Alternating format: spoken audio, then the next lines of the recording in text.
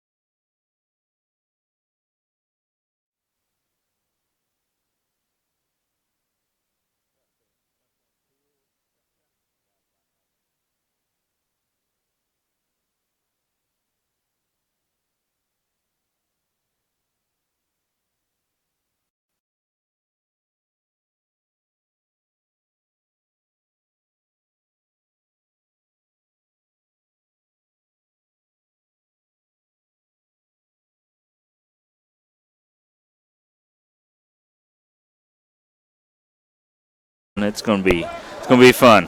That's going to be quite the ride, folks, and we apologize about the late start time here on our end. We had some technical difficulties, and wouldn't you know, it was because one of the cords wasn't plugged in all the way, and what are you going to do? Yeah, what the heck. But nonetheless, the Coeur d'Alene Vikings have made the trip down here. They're on the right side of your screen. They're in the white and blue, and Lewiston in the black and purple and yellow helmets. And they take the kick, the senior, Braden Rice. He's got a hole, and he gets out to the 38-yard line. Not a bad start here for the Lewiston Bengals. It is, and it is senior night. Braden Rice is a senior, so they're going to want to get off to a quick start. So there's a lot of emotions. Not only is this win and you're in kind of night for both these teams, but it is also senior night. And I guess if it's senior night for Lewiston, it's essentially senior night for Coeur d'Alene. So 1st and 10 for the Bengals, the go-go offense. Jason, you and I have been covering Lewiston quite some time here in our 3+ years together at Idaho Sports, and but this is a new iteration of their offense, the go-go, and here they go. They hand it off to Jackson Lathan in the backfield, and he had to swallow it up quickly. That was kind of a bad snap there, a good catch there by Drew Hottinger to get the handoff going. Yeah, and that's really where we're at here, is that you got to make sure you have ball security on this slick night, but with that run game and as quick as they go, it could put some pressure on the D. So here it's going to bring up 2nd and 10 for no gain on the play.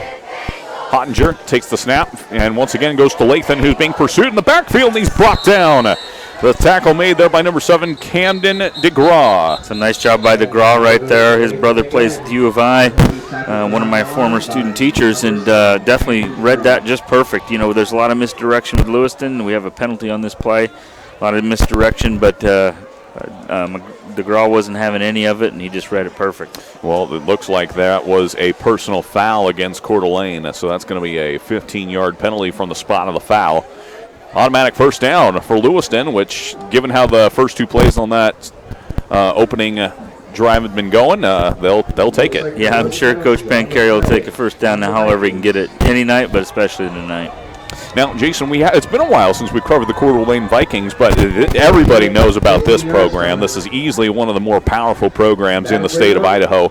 But this year, it hasn't been quite as consistent as years past. Yeah, they're trying to kind of figure some stuff out as they go, and it looks like the offense is doing some shifting. As is custom with Lewiston, they shift both backs in the backfield as Hottinger takes the snap. He's going to fake the handoff here, keeps it himself. He's out past the 50, but he's upended by number 25 of Coeur d'Alene. That is Nolan Christ. And we're right back on the ball. But, yeah, it's one of those where this iteration of the offense of Lewiston is going to be quick, it's going to be diversified, and they're going to try and do lots of shifting in this wet grass. So it's going to be 2nd and 4 after a pickup of 6 from Hottinger. 3 down linemen for the Vikings, 3-4 defense, and they got some shifts going with motion from the Bengals.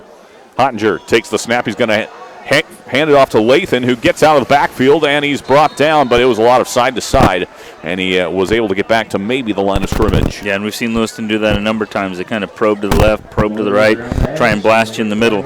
And so, again, one little wrinkle here is you have Ricard and Hottinger both in the backfield there. So they have 2 quarterbacks, and they're not afraid to hand off to each other. Ricard, another one of the seniors for the Bengals. It looks like he's ready to take the snap now as he's taken off one of his gloves.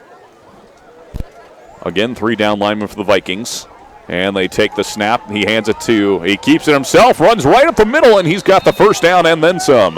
Yeah, and Lewiston tries to score in bunches. You know, one of the pregame things we missed is that Lewiston's going to want to get this as big and wide open as game as you can possibly be, and Coeur d'Alene's going to want to slow it down a little bit. And, I mean, obviously, who doesn't want points? But there seems to be a little bit more of a slower tempo / lower scoring games. So fresh set of downs for the Bengals, and they go back to Ricard, and this time he's wrapped up and brought down in the backfield. No gain and maybe a loss on the play. Well, Sean Amos has been in Coeur d'Alene for 26 years, and he knows his staff, he knows these guys, and they're really battle-tested for these last couple of weeks. We talked about all year long about having the regular season at the end of your season, and Coach Amos is the kind of the godfather of Idaho football in the north, and he knows how to get his guys ready. This time it's Ricard looking deep, got plenty of time, fires it over the middle to Hottinger, it's caught! Hottinger catches it inside the 10-yard line down to the 5. And that's where it's just quite a wrinkle there. Most of the time we see Ricard be the run guy and Hottinger be the throw guy. This time they reversed it, and Hottinger just goes up there as a great receiver and pulls it down, gets Lewiston right down here on the old goal line. Takes a snap, hands it off to Lathan, and he powers his way through almost to the goal line. And looks like they're just shy of it. Lewiston looks over to the sideline. Coeur d'Alene's trying to get themselves settled in. Looks like they got some fresh guys coming in. And old Robert Storm, defensive lineman, we've highlighted him a number of times. He's kind of coming in here maybe as a guard, maybe as a fullback. Looks like a guard position here, so that might be a tell. Run up the middle. And they go with Ricard right up the middle, lowers the shoulder. It looked like touchdown. Sorry, Garrison. That was Hit Taylor, normally a linebacker. They talked about how all these guys played little kid football together, and I'm sure that now they've kind of specialized on one side of the ball, and now they've kind of crossed them over. So Lewiston, just as the building would be, got out to a good quick start. That penalty helped them.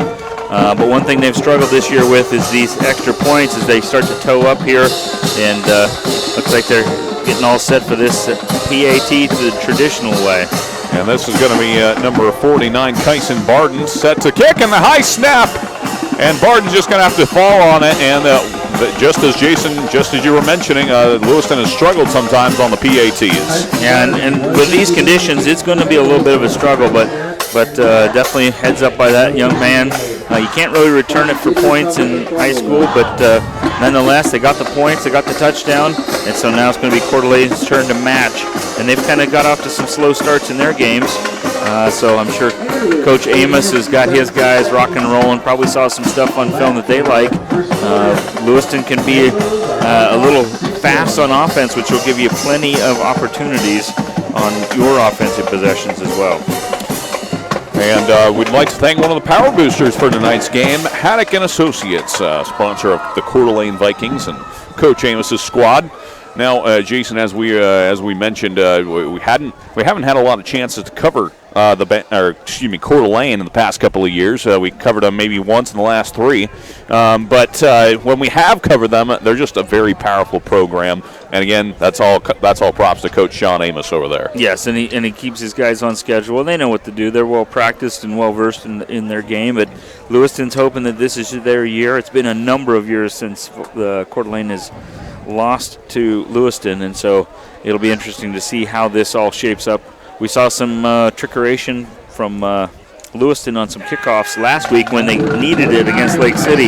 It'll be interesting to see if any of that shows up tonight. So Barton, he's set to kick this one off. Back deep to receive for the Vikings. They've got 2 players with their heels lined up on the 5-yard line as Barton sends this one deep over the top of the players and into the end zone for the touchback.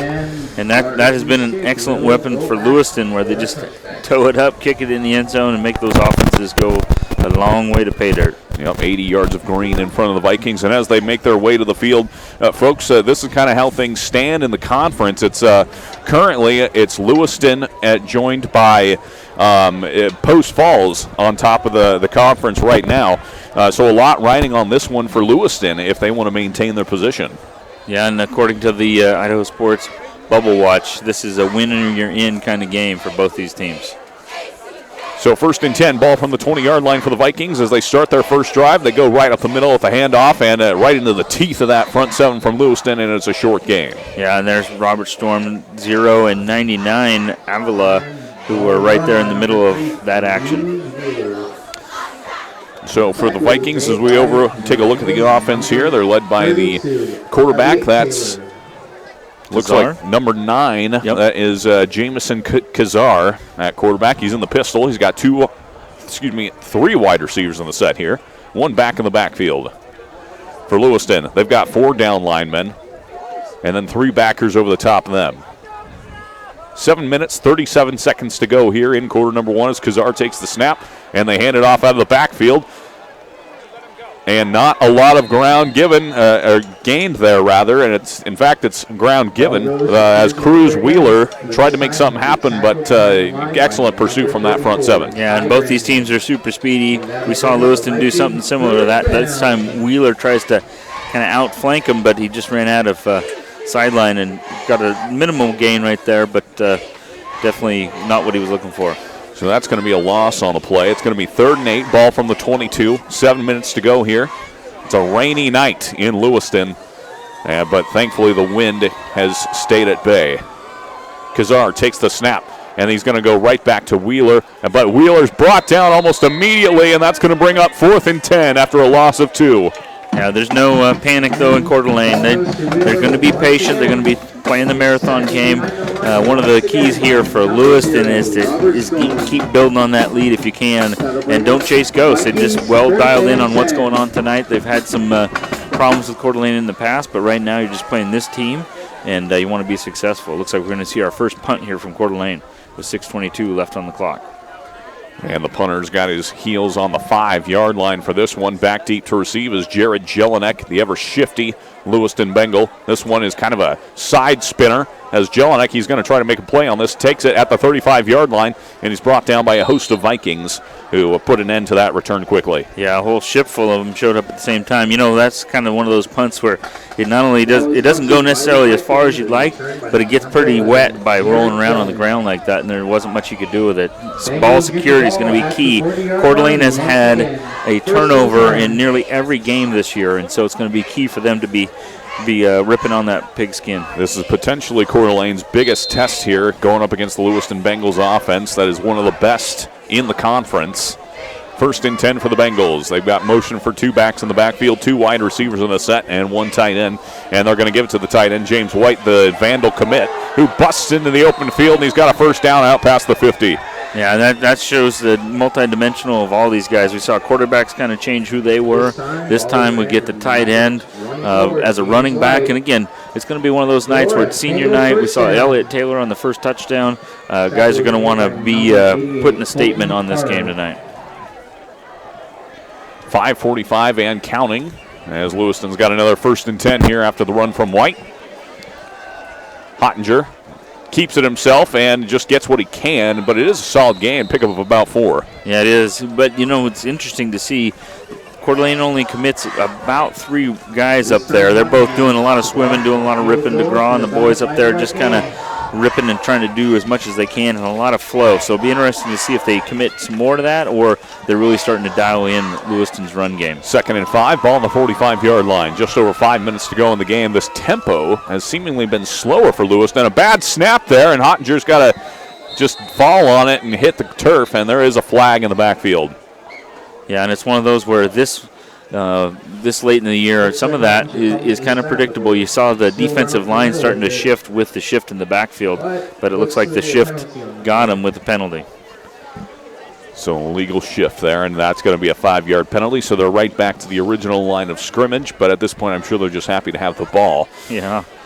For Coeur d'Alene, we've mentioned that this hasn't been quite a dominant year for them. They are 4-3 this season, but their defense has been fantastic, holding opponents to low numbers plenty of times this season. As Hottinger takes the snap, they're going to try to throw it this time. They fire it to the left side of the field. It's incomplete. Jared Jelinek was the intended target.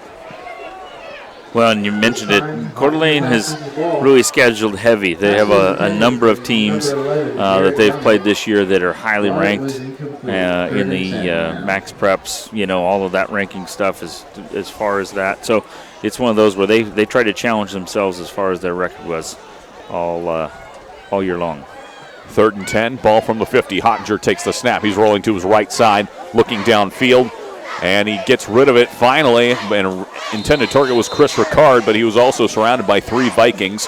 Good job by Hottinger to throw it to where nobody could get to it. Yeah, and this is, again, just Coach Amos's patience with all of this, where you could easily feel like you got punched once, they got the quick score, and then here they get the ball back right away, and now it looks like your defense has earned a punt, and, it's really where you're only down by 6 on a really wet night down here in Lewiston. So Hottinger's going to likely punt this one away. He's standing at the 40. And Hottinger just has to get rid of it as best he can. It's an end-over-end kick, but it's got a Lewiston roll to it and goes out at the 13-yard line. And that's where the Vikings will take over to start their second drive. Yeah, not glamorous, but a nice field position game starting to develop and kind of a defensive battle, which in a lot of ways favors Coeur d'Alene because they're used to playing tighter games, and Lewiston also has had a number of games, the overtime game at Sandpoint, but just one of those where you wouldn't expect anything else with two 5A teams coming out here, winner take all. The playoffs essentially for them start tonight for both these teams. So it's going to be 1st and 10, ball from the 13-yard line for Coeur d'Alene with 4 minutes, 32 seconds left on the clock here in the first quarter. Very rainy night here in Lewiston, really the entire Palouse area as well. As Coeur takes the snap, hands it right off the middle to, this time, it's number 21, Maddox McCosick. He's able to pick up a couple. Yeah, and Coach Amos just committed to the run. We've seen that with Wheeler, kind of probing the outsides. Now they come back to the middle with Kosick, and it's one of those where just trying to make sure that defense from Lewiston stays honest in all areas, that they're kind of probing to see where's the weakness, who's not paying attention, who's overcommitted to a play that they're not really in. 2nd and 6 after a pickup of 4, ball in the 16. And they go right back to McCosick. But he is met by Robert Storm, who ends that play quickly. Yeah, nice job right there. It's going to be a battle in the trenches. Coach Pancari, Coach Amos both believe heavy in their offensive and defensive lines. And that right there is a win for Lewiston with a short game. So it's going to be 3rd and 6. 3 minutes and 35 seconds and counting. Coeur d'Alene's more of a huddle up kind of tempo here. But they quickly hustle the line. And here comes turn down the wind. You can turn down the wind. Here comes the wind. Just what Coeur d'Alene was hoping for on this 3rd down. Lewiston with 4 down linemen. They're going to pitch it to the far side. It's McCosick trying to find a hole. Can't get there. And that's going to be another potential 3 and out here. Here comes the punt team for Coeur d'Alene. Yeah, and like you said, they normally huddle up. This time they kind of sugar huddled, came right back up to the line. They got some direction from the sideline. Their coaches are next to us. But all these teams now have guys with cameras in the sky and this, that, and the other. So they must have saw something they liked, but Lewiston was able to match. So it's going to be 4th and 6 after no gain on the previous play. And they just get rid of the punt. It's a nice spiral to it as it lands past the 50, and it's going to roll all the way to the 40, count it 39-yard line. And that's where the Bengals will take over. Yeah, nice job by Coeur d'Alene punt team right there, just kind of letting it bleed for as long as you can. Last week we saw a little bit of learning going on with letting it roll. This time they just kind of let it go, get nice and wet, and then let Lewiston be as far away as you possibly can. It's going to be 2:34 left here in the first quarter. It's been a pretty quick quarter.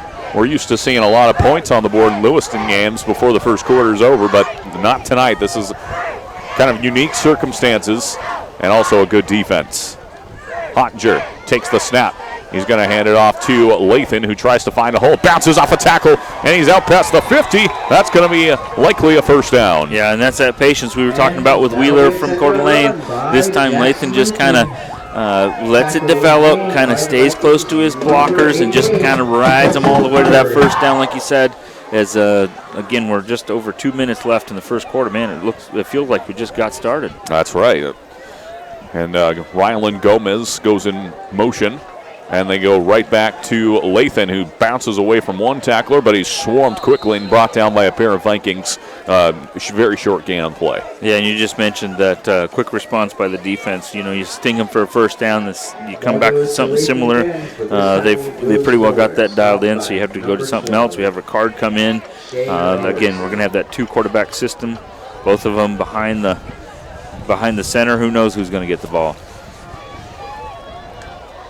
So again, that's Gomez who went in motion, and it's Ricard who got the handoff this time. Loss of 2 on the play, and once again, we're looking at a 3rd and long. And I'm willing to bet that Coeur d'Alene knows who has the ball because they weren't tricked at all. They just kind of read it right as you're supposed to. Again, well-coached team from Coeur d'Alene, not being distracted with all of this misdirection and motion counters, and they just stay on their keys. 3rd and 12. Hottinger looking. He's got some targets downfield. He's just going to keep it himself, and he's upended. Excellent open field tackle by number 12, Shea Robertson. Yeah, nice job by Robertson right there. He kind of had a little bit of the juke of the shoulders, but again, his job is to get the stop on the quarterback, essentially just kind of being a spy right there. And Hottinger gets what he can, but it isn't nearly enough for a first down. So 4th and 9 after the short run from Hottinger, and once again, it's kind of a dangerous punt situation here where even snapping the ball and catching it to punt is not going to be a clean matter, and Coeur d'Alene's ready to bring some pressure. Ricard is back there as a blocker, and they've got 4 gunners. And they just try to get rid of it quickly. It's going to land just past the 20-yard line, mark it at the 22, where the official stands with 24 seconds left. Yeah, and then again, 2 well-coached teams, you mentioned it, and again, just playing field position here. Those that like to have the scoreboard lit up with all kinds of points and to hear in the pep band, that's not tonight. It's going to be one of those where it's measured responses by both teams, but as time goes by, sometimes you start to realize, okay, this is what we're going to hit them with. We're going to get them with a screen now. We haven't seen a screen the whole first quarter. That defensive line is really aggressive. Sometimes you can come back to something, get Wheeler with the ball in space out on the edge somewhere and see what he can do with it. 1st and 10 from the 22-yard line. Kazir hands it off. This time it's to Wheeler out of the backfield, and he's met pretty quickly and brought down. That was a big collision thanks to number 32, Elliott Taylor. Yeah, you have some big stout boys from both sides there, and that offensive line has some pride, and they're just trying to get as much push as they can get. But all that beef just meant that we only had a 2-yard gain. And all that beef meant we have an end of the first quarter. Ladies and gentlemen, that was a quick one. But as it stands right now, the Lewiston Bengals hold a 6-0 lead after 12 minutes. We're going to take a short break here, but we'll be right back after these messages.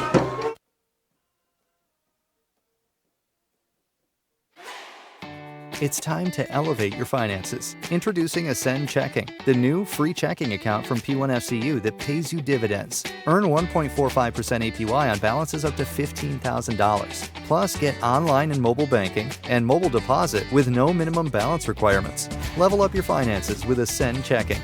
To open your account, visit p1fcu.org/ascend. P1FCU, a Pacific Northwest original since 1938.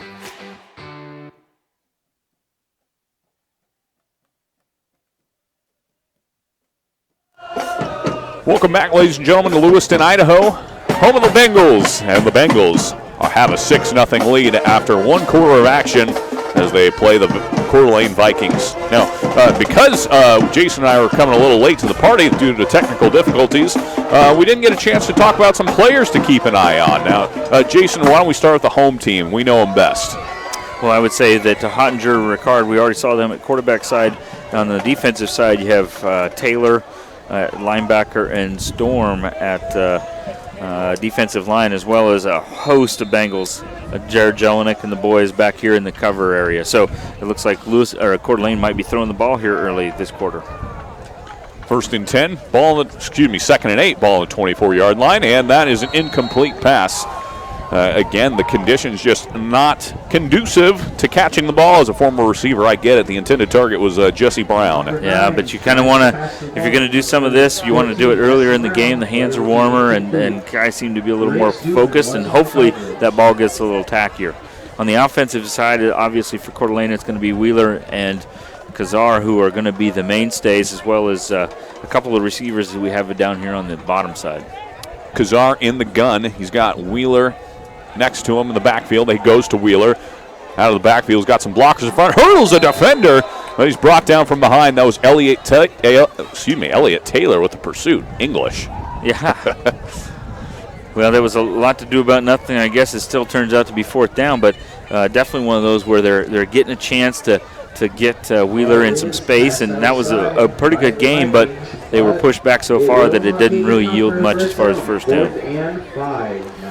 So it's going to be 4th and 6, ball from the 29-yard line, and the punter has his feet inside the 15. It's a good snap, and it's an end-over-end kick right to Jelinek, but he's going to let this one go past. Good coverage from the Vikings downfield. Yeah, nice job. Again, we talked about the cover team. How about Jared Jelinek having the wisdom, being a senior, thinking, well, I'm not going to pick this thing up because there's a whole bunch of them and only one of me, and they're going to try and rip that ball away from me. So 1st and 10. It's going to be ball from the 29-yard line. Hottinger in the gun. Next to him is Jackson Lincoln. He's got 2 wide receivers on the far side of your screen there. Again, the Coeur d'Alene Vikings in the white and blue helmets. Lewiston in the purple, black, and yellow helmets. Hottinger takes the snap, hands it to Lathan. Lathan tries to find a hole, and he's tripped up. Excellent. Once again, another excellent form tackle from, that was number 2, Caleb Short. Yeah, and this is, you have great running backs on both teams. You have Wheeler on one side, you have a whole host, but Lathan seems to be kind of the feature back so far in this one. Again, just being super patient, riding those blockers, staying on their hip, and then trying to explode for an extra yard. 2nd and 8, ball on the 32. And Ricard this time. He's going to roll to his right, looking downfield, has nothing, so he's going to keep rolling. He's finally going to tuck and run. Lowers the shoulder, and he's got a first down. Boy, and that's kind of the diversification of that guy, that not only has he already thrown a nice deep pass to Hottinger over the top, but this time, and again, we've kind of called him the Tim Tebow, where he's kind of built like a tight end out there. Just kind of rides it to the sideline and doesn't like what he sees, so he just turns it up and gets the first down anyway. Third and, it's going to be 1st and 10. The scoreboard hadn't updated yet. They tricked me. They handed it up the middle to Jackson Lathan, and he runs into the shield wall of that Viking front right there, and he wasn't able to pick up much. Yeah, nice job by those guys up there. Again, looks like number 59 and number 63 right in there on that tackle. Their defensive line, there's only 3 of them. We saw Lewiston with 4, and they're not afraid of just making solo tackles by themselves up there against guys in space. 4 wide receivers in this set here for Hottinger, who takes the snap. Oh, excuse me, that's Ricard. He's going to run this to the outside, gets there, and it looks like he's got a first down, but there is some laundry in the backfield. There is. It looks like DeGraw on the far side, number 7, was trying to rip around his guy, and in the process was getting held. Looks to be a flag on the play. Yeah, the official, it looked like, was signaling the Bengals to come on back. So this is likely against Lewiston. That's typically what happens with these flags in the backfield. It is holding against the Bengals. One of the unsung heroes here tonight is going to be the ball guy, trying to keep that ball dry as best you can, keep it tacky so that way nobody has to fumble. He's going to get his steps in tonight, that's for sure. Yeah, and they're going to need to change out that that towel once in a while. So it's going to be 2nd and long after the penalty, 2nd and 22 for the Bengals. Hottinger, he hands it to White on the end around, and he gets out to the mark at the 37-yard line.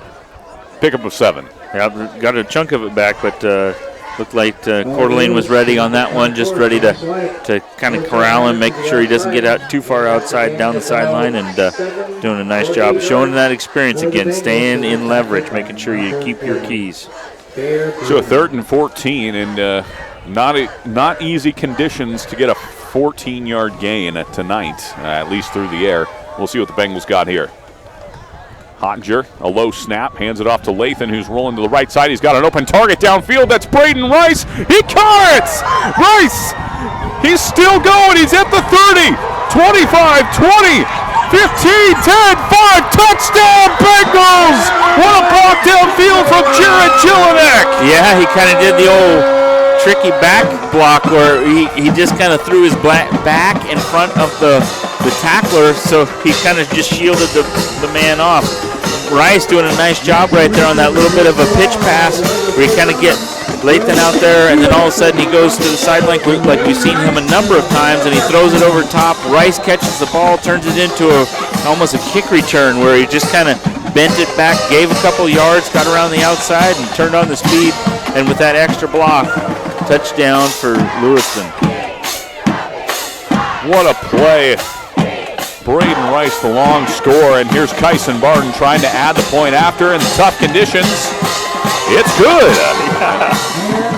Nice focus by that young man. Took a seat after the kick, but he got the ball through the uprights, which, again, Lewiston has had some struggles with that.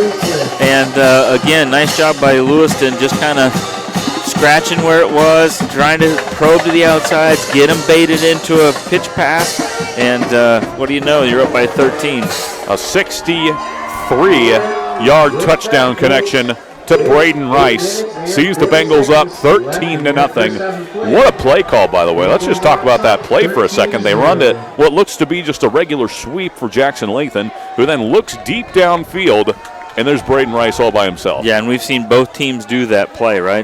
That they kind of stretch it out. It kind of gets to be routine. Guys are doing a great job filling where they're supposed to be, but instead you just add that little bit of wrinkle, and it's a big play, and then all of a sudden Jared Jelinik's block turns it into a touchdown. We've talked a number of times by the receivers from Lewiston and a number of other teams like Sandpoint and those that they're just willing to go out there and make plays where they need to, and it'll come back to you. We've seen guys who do a good job blocking in the first quarter. All of a sudden they're getting blocks that they need, and they get scores later on in the game.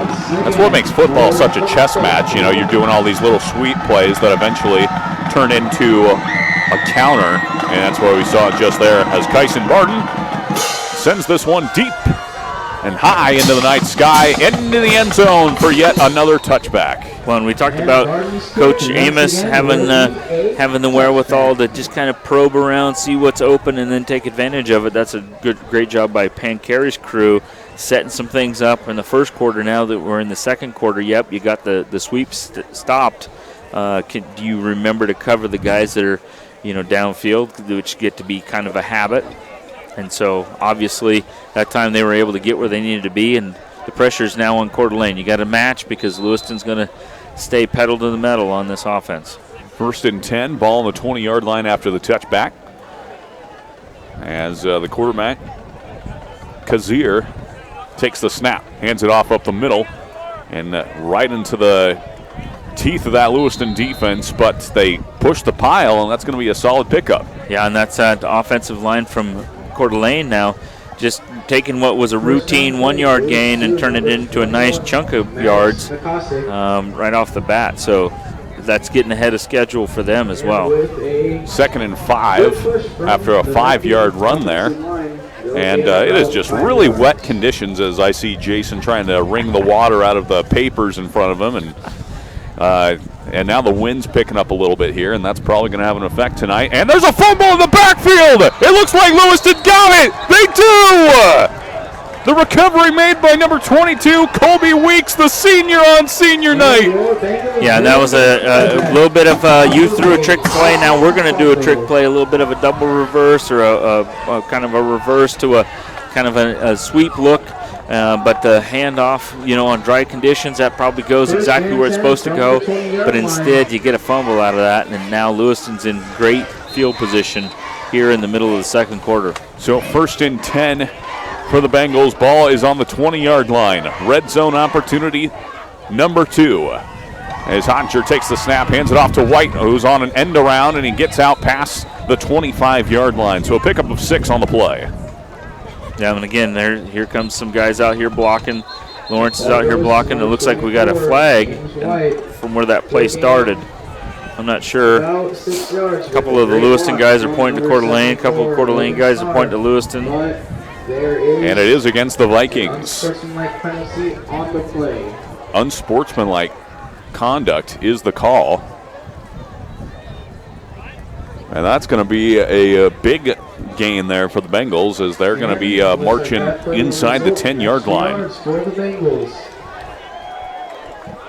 And the ball's going to come to rest at the 6-yard line. So Lewiston really in business here. 1st and goal. Ball's on the 5. Hottinger has Lathan and Jelinek in the backfield with him. And then 2 wide receivers in the set. Towards the bottom of your screen is number 88, Austin Lawrence, the 6'5" target. And the play is resumed. There's the snap. They go Lathan. Excuse me, it's Hottinger. He kept it himself. Cuts inside. Touchdown, Bengals. They add to their lead. That's a nice read. That's a call from the sideline. Quarterback reads it. He just either if the defense follows the running back, he keeps it just like he did. And if they all run to him, then they give it off, and you hope that he finds the end zone for himself. This time, Hottinger does a nice job of just keeping it himself and getting himself in the end zone with, again, some nice blocks. We've seen one kick that was good, one that was a bad snap. This time the ball is up and through the uprights. It's good. And just like that, the score. Lewiston 20 and Coeur d'Alene nothing with 7 minutes and 40 seconds to go. Jason, I just got to say, I'm impressed by this Bengal squad tonight. Yeah, they've been a lot more patient. You know, sometimes it seems like when they start to struggle, they get a little bit animated. They might get a little bit too push the ball too hard, trying to get a little too exotic. But this time they stayed basic. They took the advantage that they needed when they got it. That being said, it's going to be time for Coach Amos and his crew to kind of settle back in. They were pretty methodical in the first quarter. Now all of a sudden Lewiston's kind of exploded here on the scoreboard as we expected. But now it's going to be important for Coeur d'Alene to kind of show that maturity of their own. And again, a team that has beat one the other many times in a row, it seems like sometimes that can creep back in on you like you're battling ghosts. And so Coeur d'Alene's going to need to put some points on the board here as we head into the second quarter. 7:40 left here in the first half. Lewiston set to kick it off once again. Kyson Barden set to kick it. He's 2 of 3 on the night with PATs, but he is 3 of 3 when it comes to putting the ball in the end zone, and it looks like he's done it again. Yep, another touchback, and that's 4 for 4 for Mr. Barden. Yeah, it looks like it's all business for Lewiston tonight when it comes to their kickoff game. We're just going to go ahead and put you on the 20-yard line and see if you can score from there.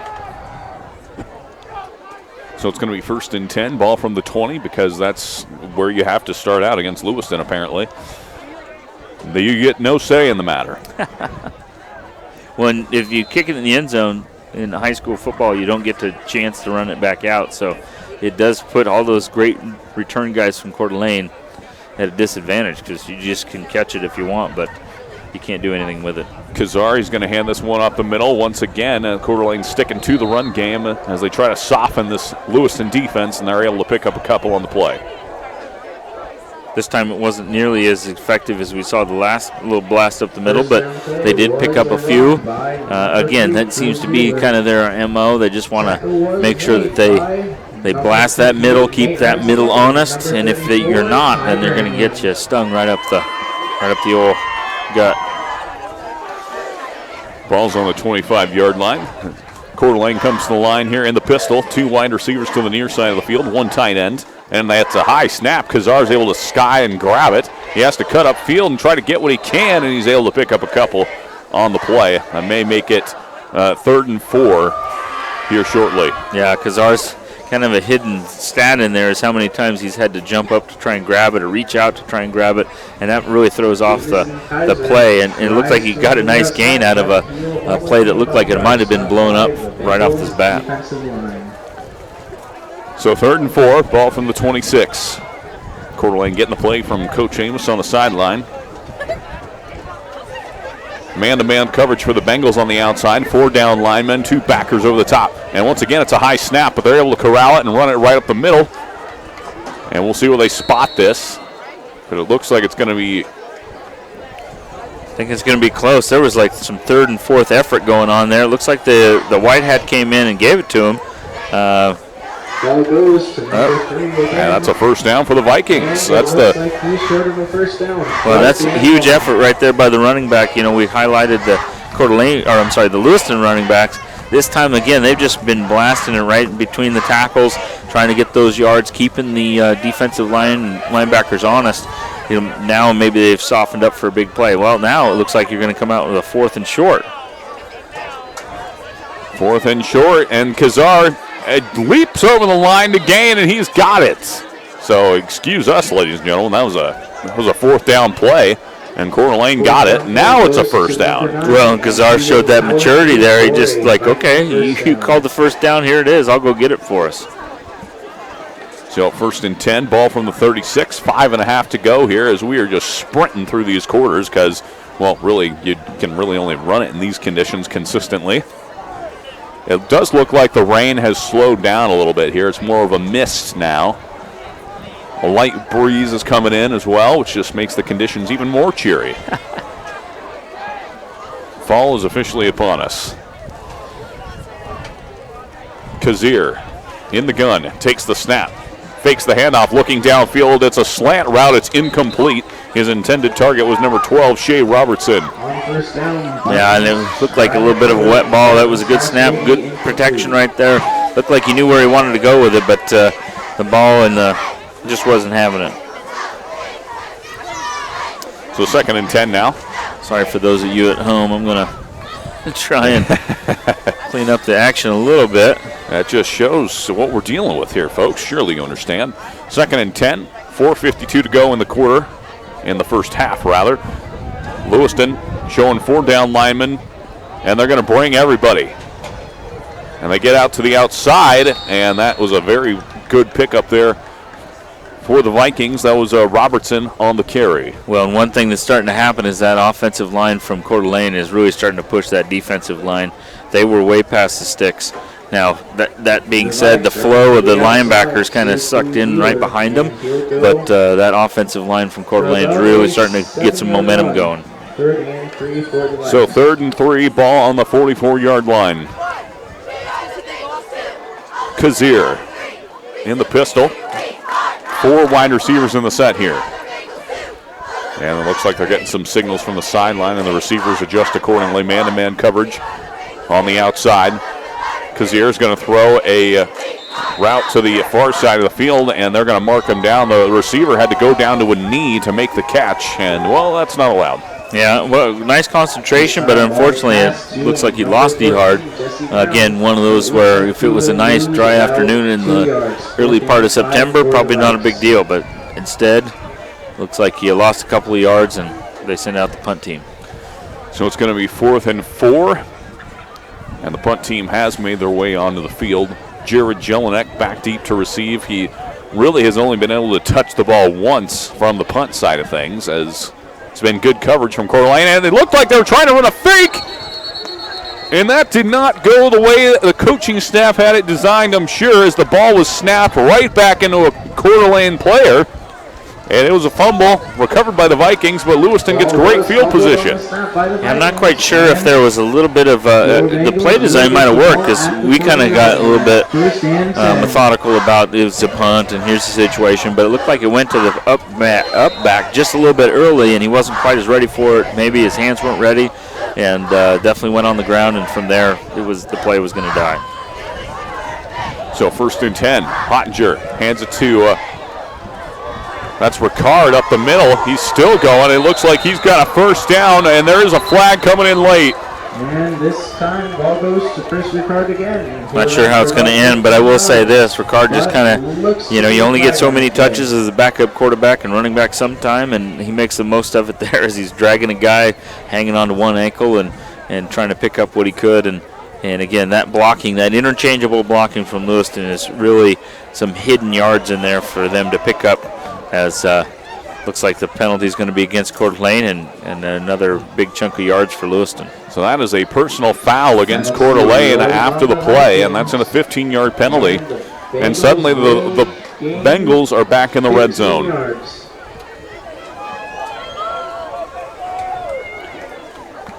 Folks, the last time we covered a Coeur d'Alene-Lewiston game here was back in, I want to say, 2019. Where the Vikings rocked the Bengals big time, putting over 50 points on them. And that was en route to a deep playoff run as Lathan tried to find a hole there to no avail. And we got some late pushing and shoving there. And the refs are going to let this one go. Normally it's the second guy that they get on the flag. And it's one of those where obviously you don't want to get too chippy, but it is senior night. It's at the end of the season for both teams. You either win or you're done, and so there's going to be every ounce of effort given by both teams, and with that emotion sometimes comes a little bit extra. Pottinger in the gun. 2 backs going motion across. And he's going to fake it to Ricard. He's going to roll that way. Still got Ricard in front of him. Couple of receivers flowing that way. Sidearms it to Ricard, who dives for the end zone. Touchdown! Chris Ricard finds his way into the end zone, and the Bengals add to their lead. Wow, talk about some interchangeable quarterback stuff. We saw Ricard throw to Hottinger. Hottinger this time throws to Ricard. Ricard just is going to be his personal protector out there. None of the receivers seem to flow back to it. I don't know if that was the play design. Maybe just kind of a sweep if you want it. But nothing else. It just kind of turns into a couple of guys playing some backyard football. And touchdown for Lewiston again. And right before halftime, here comes the kick, or the PAT rather. PAT for Kyson Barden, 2 of 3 on the night. And that one is no good. He pushed it wide left, so 50% it is, which in these conditions, you know, could be worse. Yeah, better footing, but this time he didn't fall on his rear end, but he didn't get it through the uprights either. So nonetheless, Coeur d'Alene is going to get the ball after halftime. Going to be super important for them to try and get some kind of points. If nothing else, set something up that you can come back to points after halftime. You're kind of starting to lose contact here. Both of these coaches, both these staffs have been in this situation where you're down, where you don't want to be down, and you're just going to have to pick up the pace. Lewiston obviously is going to want to just keep grinding. Man, they've really come out sharp. Sometimes they get a little bit too lax because things are going too well. So it'll be interesting to see if they can just keep pedal to the metal, because that go-go offense can score so quickly. Sometimes you just keep your defense out there time and time again, and they get a little exposed. So Coeur d'Alene's going to have 2:51 to work with here in the first half. And as Jason mentioned, if they're able to punch it into the end zone here before halftime and then get the ball to start the second half, they could suddenly knock 2 possessions off of this game. Yeah, it feels completely different if you do that and you're near the beginning of the third quarter and it's 14-26 and you feel like, okay, a couple scores. We talked about how Coeur d'Alene has had a turnover in nearly every game. We haven't seen that yet, but I think Coach Amos is going to be starting to really preach that. We got to rip and strip. We got to get some extra possessions here. So Kyson Barden sends this one deep, but it's going to hook out of bounds. And that's going to be an illegal kick out of bounds, which is going to result in a penalty. And Coeur d'Alene could ask them to kick it again, but it looks like they're just going to take it at the 35-yard line. And that's, I think, the best field position they've had on a kickoff so far this game, and maybe some of the better field position they've had under any circumstance. And so got to get some good stuff dialed up here. We've seen a little bit of pass game, some short pass stuff. So, obviously, like you mentioned, hard to throw very far with rain and cold hands and all of that. But the scoreboard is calling you. So 1st and 10 from the 35. Coeur d'Alene with trips to the near side of the field. They're going to go up the middle to Makosik, running back. And he's going to get close to the first down marker. Well, and one thing they did there, it had the appearance it could be a pass play. Spread that defense out, created some different run lanes, and they were able to gap them, create some space so that way he could pick up some nice yards. So 2nd and 3, ball on the 42 after a 7-yard gain there. 2:19 to go here and counting. 4 wide receivers in the set. Coeur takes the snap. Looking, he's got to get rid of it quickly. It's a screen play, and they do get past the first down sticks here, but it was a solid recovery there from Lewiston, who looked like they were caught out on the play. Yeah, and that was one of those where it probably was set up better than what they got as far as yards were concerned, but I like that play where you don't have to throw it deep to get lots of yards. If nothing else, now you've kind of slowed down that defensive pursuit. Hopefully, if you're a Coeur d'Alene fan, you had James White kind of pursuing the quarterback, but everybody else seemed like they were kind of stuck in no man's land. So 1st and 10, ball on the 46. Coeur, he's got to step back, steps up into the pocket, keeps it himself, stiff arms one defender, gets out past the first down marker. Now that's an excellent effort there from Coeur. And again, just that turning that pass game into a run game. He's able to spread everybody out, kind of chunk some yards here. You have 1:37 left in the quarter, and you're on the good side of the 50-yard line if you're a Coeur d'Alene fan. 2nd and 10, ball on the 44. Minute 37. Clock is stopped after he was ran out of bounds.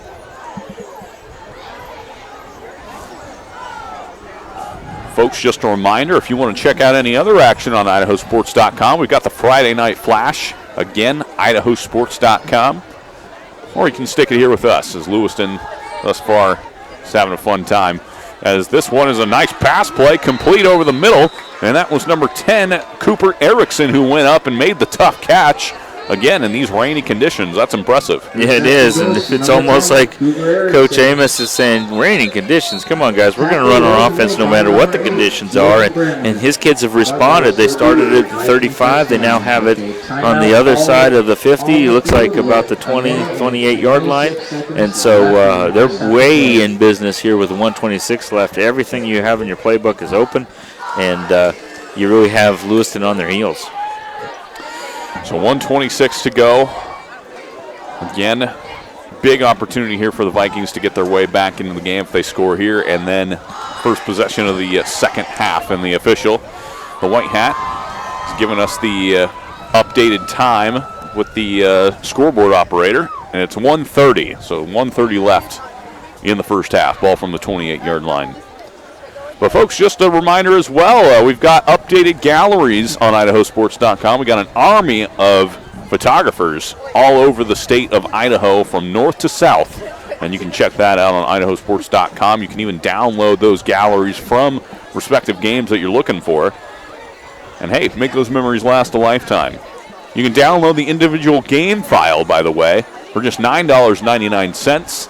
Find the game you're looking for on the game stream, and then should be prompted to download it from there. And if you're a Lewiston fan, you might want to download this one the way it's going. So 2nd and 10, Coeur in the gun. Pressure being brought from the edge. Good block there. And once again, it's caught by Erickson. And he is guided out of bounds. The clock is going to keep rolling, however. Number 10, Cooper Erickson, once again.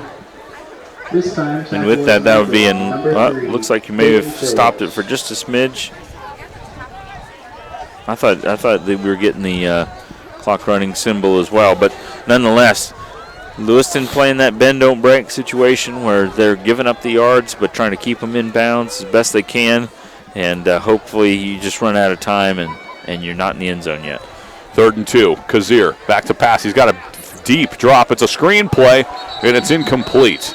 The intended target was Makosik, running back, but it bounced off his hands. And fortunately, that's a forward pass, but it's going to be 4th down, 4th and 2 from the 20. Well, and I don't think Makosik dropped it on purpose by any means, but that probably worked out better in Coeur d'Alene's favor, simply because you probably would have been tackled right there and have to use a timeout anyway, and not much better yards. So really a situation where you can kind of save that, put it in your pocket, you get the first down here. Then you can open up that playbook again for some run plays if you want. We haven't seen Wheeler here in a little bit, kind of probing that outside, trying to get around the bend. Maybe trying to hit him with one of those if you can. My mistake. It's actually 3rd down and short here. The scoreboard was wrong. Not me. Yeah. And it's a little wheel route out the side to Makosik. He's brought down immediately by Elliott Taylor, but not before he's got the first down. And now we've got a timeout here taken by Coeur d'Alene. Yeah, there's those good hands we were just talking about. There's that timeout we were just talking about. Again, one of those where you have 1 minute and 11 seconds. You're at 14-yard line, and you can run anything you want in your playbook because you still have another timeout. Another timeout called. So, ladies and gentlemen, the playoffs are almost upon us here as these two teams do battle. And as Jason and I have discussed earlier, basically if one of these teams wins, well, they're going to. I think one of them will win it. One of them's going to win it. The prediction of the year right there. If when one of these teams wins it, it's pretty much an automatic bid into the playoffs. And so Lewiston obviously loving the way this first half is going. But Coeur d'Alene, so let's talk about scenarios here momentarily. If Coeur d'Alene loses, they fall to 4-4. They still got a shot to get in. They just have to have a play-in game to do so. Well, I'm gonna yield to my boss here. Brandon Bainey says that no, according to the Bubble Watch that's posted on IdahoSports.com, both of these teams, given their schedules and who they lost to, if you don't have enough juice left as far as what you did compared to what the South did, and probably worth the watch or listen to to check some of that stuff out, but I cheated and did a little homework. There you go. Looks like another screen pass. Coeur, it is a screen over towards the linesman's got to get out of the way there. Yeah. But they did make the catch, it looks like. He was dedicated to holding that stick up to the last second. That's right. You can go ahead and drop it. We can pop it back up. So it was an incomplete pass. It's going to be 2nd and 10, ball from the 14 with 1:02 left in the first half. Well, and it probably would have been a wash. You know, if you got tackled right there, you probably end up out of bounds anyway. So Coeur d'Alene with 3 wide receivers in this one. Man-to-man coverage on the outside. 4 down linemen for the Bengals, and they bring them all. And this one's going to end up in a sack. And forward progress will stop it, but that one is James White with the tackle. Yep, James White sneaking in right there, you know, showing that prowess. We mentioned it already. The Vandals, he's committed to the Vandals to play tight end, but, you know, he's saying, well, I can play a little defense too, Coach, if you need me. That he did. That, you know, that play almost reminded me of the blindside play where he was blocked him all the way to the fence. But obviously that was a sack play there, and you got to play till the whistle, which is exactly what White did. Yes, and at the same time he was ready for the whistle, and he didn't try and throw him down and make any kind of statement or anything like that. You're going to give him a first down and all of that. So heads up play by White just to say, okay, I made my great play. They're talking about me on IdahoSports.com, and I don't need the personal foul or anything, and give Coeur d'Alene any kind of life here now that they're 3rd and 23. As we mentioned, they get the ball after halftime, so you want to try and figure out a way to manufacture some points here. But now I think with the conditions, you'd be pushed outside of field goal range. But I've been wrong before. Just ask my wife. No comment. I've learned here. 3rd and 23. Ball's on the 27-yard line. 51 seconds to go here in the first half. 3 wide receivers. Coeur looking, and it's a little slant route across the middle, caught by Erickson. Gets back near the original line of scrimmage, so solid pickup of 10+ there. Yeah, great play. Right now you just got to try and get what you can out of this, and you know, as much as we've been talking about the clock, getting that first down or trying to get points out of this possession, this play is going to be imperative. So 25 and counting, but it looks like Coeur d'Alene is just going to settle with whatever happens on this 4th down play. And we've got a timeout taken before the snap, and that was from Lewiston. And that's going to leave 17 seconds on the clock. Well, and I like what Coach Pancari did there. Just waited to the last second, let Coeur d'Alene show their hand. They have something in their pocket they're hoping to give you to get points, get the first down, something. They've already seen what they probably liked best, and so you kind of call timeout, get things all settled back in again, get your guys, I would say, normally watered up, but I think they're plenty fresh. Maybe some hot chocolate, and then make sure you're defensively set, because you just got to get a stop. You just can't give them a first down. You can't get them in the end zone, and then you done what you needed to do as far as you have this half, and you go in happy Bengals at halftime.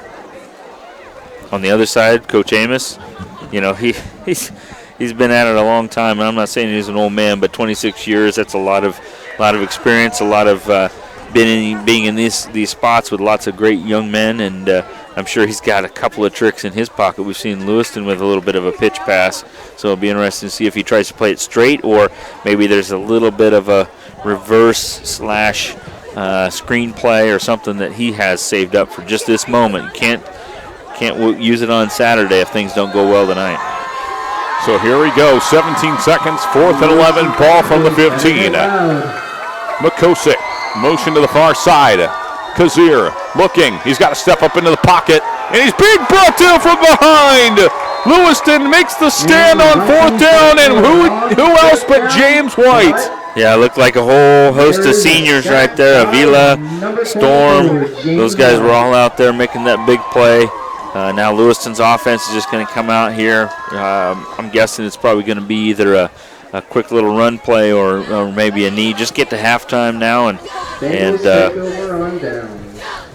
great job being bendable on defense. Sorry, Garrison.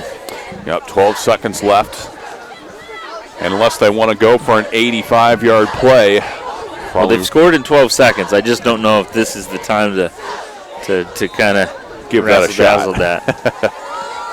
But we're shifting, and looks like we're not going to take a knee, so Hottinger's going to roll this out to Rylan Gomez, who gets off past a couple of tacklers there, and he's brought down inside the 30. And the clock stops with 4 seconds left. And there's a solid And Gomez, making some nice gains out of that situation where it was kind of a throwaway play, so to speak, but he got him a first down, got him out of the shadow of the end zone, and he was kind of saying, Coach, give me one more and I'll get you to pay dirt. Well, not this time. But nonetheless, Lewiston did make it to pay dirt numerous times in that first half. As at the end of the first half, ladies and gentlemen, our score, Lewiston 26, Coeur d'Alene nothing. Again, it's win or go home at this point for these teams. And thus far, Lewiston is doing their part. So we're going to take a short break here on IdahoSports.com, but we'll be right back after these messages.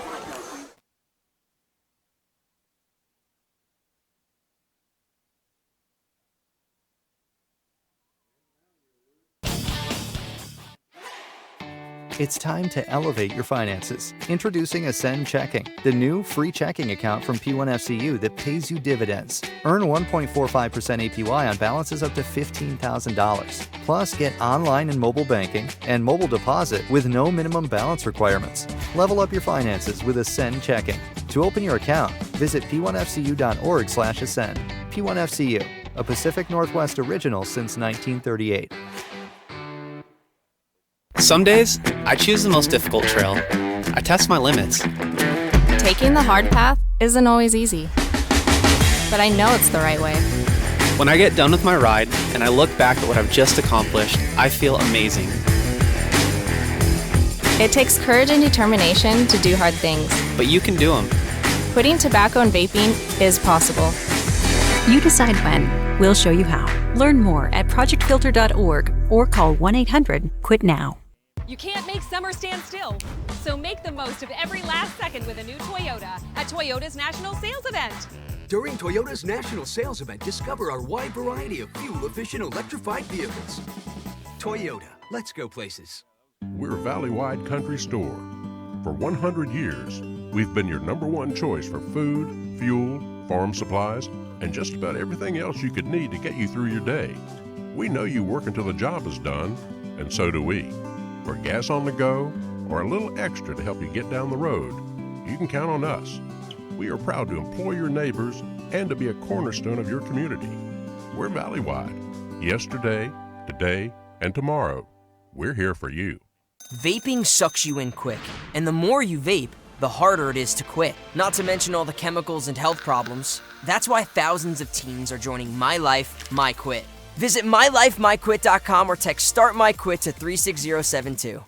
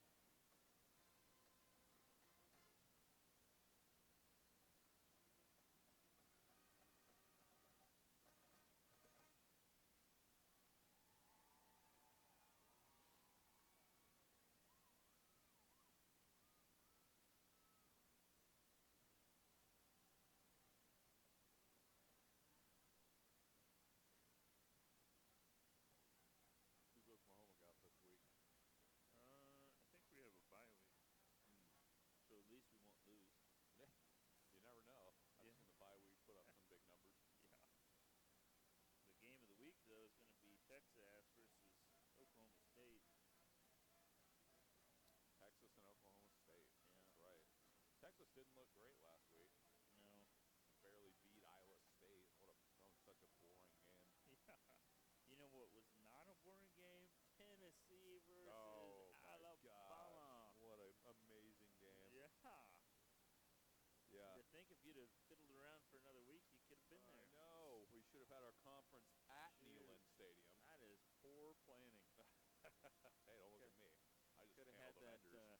goalpost in your yard. That's right. That was that was one of the best I've seen in recent memory. Agreed. Oh my gosh. My wife likes to kind of casually watch football, so she has it on. She kind of likes to, because it feels like autumn. Sorry. Right. One of the A words. Did you see the woman who was tearing chunks out of the field and put it in her purse and took them home? No. Was it a Tennessee fan? Yes. Oh my God. So one of the goalposts is like they ripped it off, blah blah blah, and right next to it is a chunk of grass that's missing. Like she's just. I want to remember this. Oh my gosh, that the SEC is just different. Oh, it is.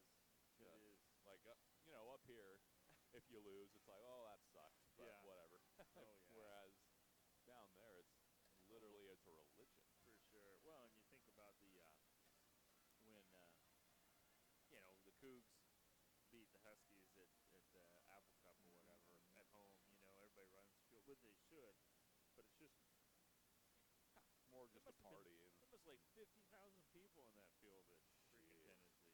I mean, that's 103,000 seat stadium. Crazy. Yeah, I've been to a Tennessee game, and have you really?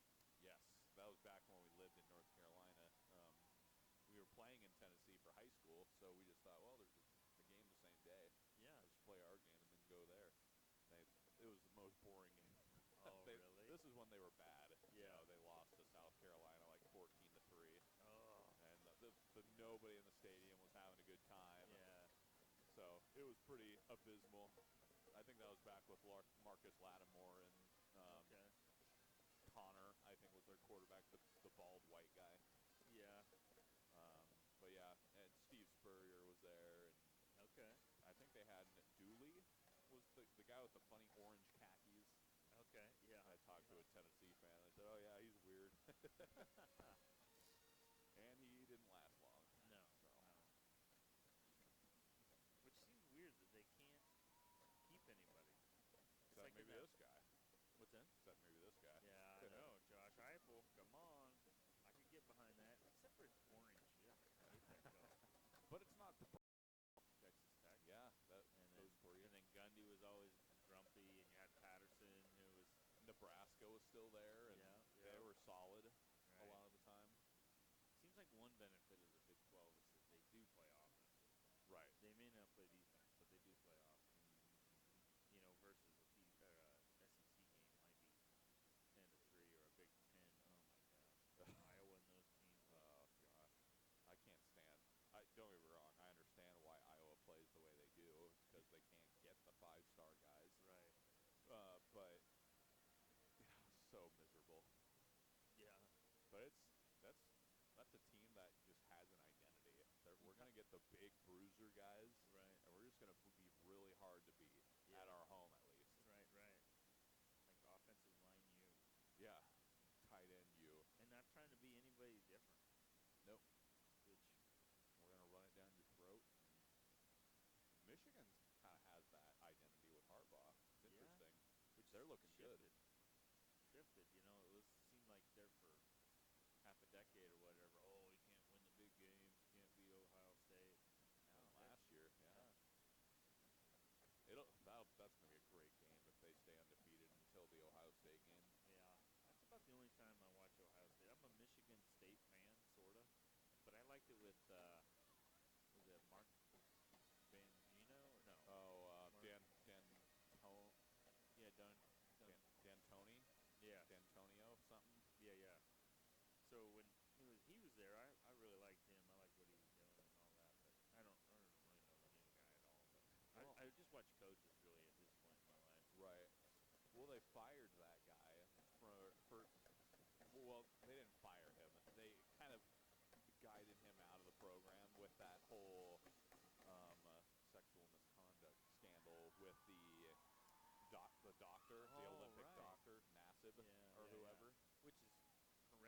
that would have happened, but I'm not sure how that equates to the football program. Right. Well, they say you should have been more involved. Yeah. And they tried to get Tom Izzo out, too, the basketball coach, who, by the way, is a legend. Yeah, right. It's like, sheesh, get real. Oh, the senior night for the band. We're never getting out. At least the game's going quicker. Right. What else? And I will say, Thank heaven. Amen. oh my gosh. I wouldn't be here. I would just say, nope. We didn't get the sound to work. Yep. Sorry. We're heading home. I don't know what happened to the computer. It looked like it fell out of the back of the pickup. Sue us. We went home. Yep. You can keep the 50. Yeah. Yeah, I'm going to sleep well tonight, and then I've got a 3-hour basketball practice tomorrow. Oh, yeah? And my head coach isn't there, so I'm running it. What? That's ridiculous. Well, I can't be mad at him. He had to, he did a live show tonight in Wenatchee. Oh, yeah? He's not going to be getting back till tomorrow. He's going to be there for part of it. Okay. So he'll show up for like the second half of it. Nice. Man, I've got a date tomorrow. Uh-oh. Yeah. Watch out, world. That's right. What are we doing?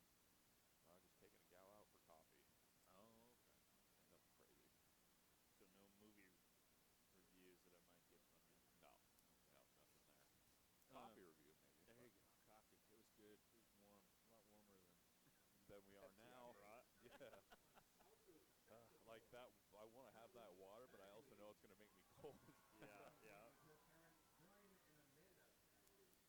So, I'm not doing anything next week because we're heading to Idaho Falls. That's fine. Have you signed up for games after that? Okay. Nope. I'm going down to Boise next week, and I'm not going to say anything because they would be like, "Oh, you want to do one of the games?" Yeah. And I'll say, "Nope, nope, nope, nope." Spending time with family. There you go. That's good. Well, that was the time you were going to go down anyway, right? Yeah. Okay. Yep. Before I kicked that gal to the curb. Broke all our dreams. Yeah. Send her a picture. Look, I'm in Boise. Yeah. That's me being a jerk. Oh, goodness. Oh, man.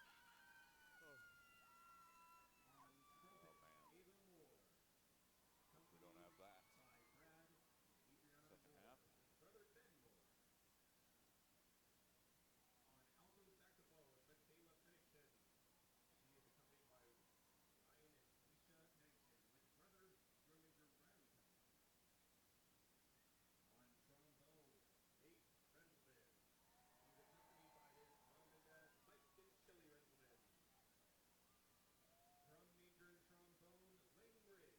that barbecue smells good. I don't know where it is, but it's probably over in that end zone over there. Yeah, where everybody's gathered up. Should we head over there? Yeah, I'd be down. Yeah. You know what I'm also down for is we should have, of course, they'll probably be hosting the week we can't do it, but these guys should host. Maybe they'll travel and then host. Kendrick, I think, has next week off, and then they should be in the playoffs, and that means maybe some dome time. Come on, baby. I'm down for the dome. I kind of feel, of course, I think the Vandals are home too, though, but I kind of feel like it's like a dome or no go. Yes, I agree. Just because the weather, it looks like this at this time of year. Oh, yeah. Speaking of the Vandals, how about them beating Montana? I'm a little shocked. I'm not going to lie. I'm a lot of shock. Coach Eck has got something up there. Yeah, he does. He does. And it's going to be terrible because we're not going to be able to keep him. Yeah, but that's true. But at the same time, he came from a D2 program, or whatever, right. FCS, I guess. But you know, maybe he just, that's his niche. I mean, you're making, what, $200,000-$300,000 in Moscow? I'm that's set for money. life. Yeah.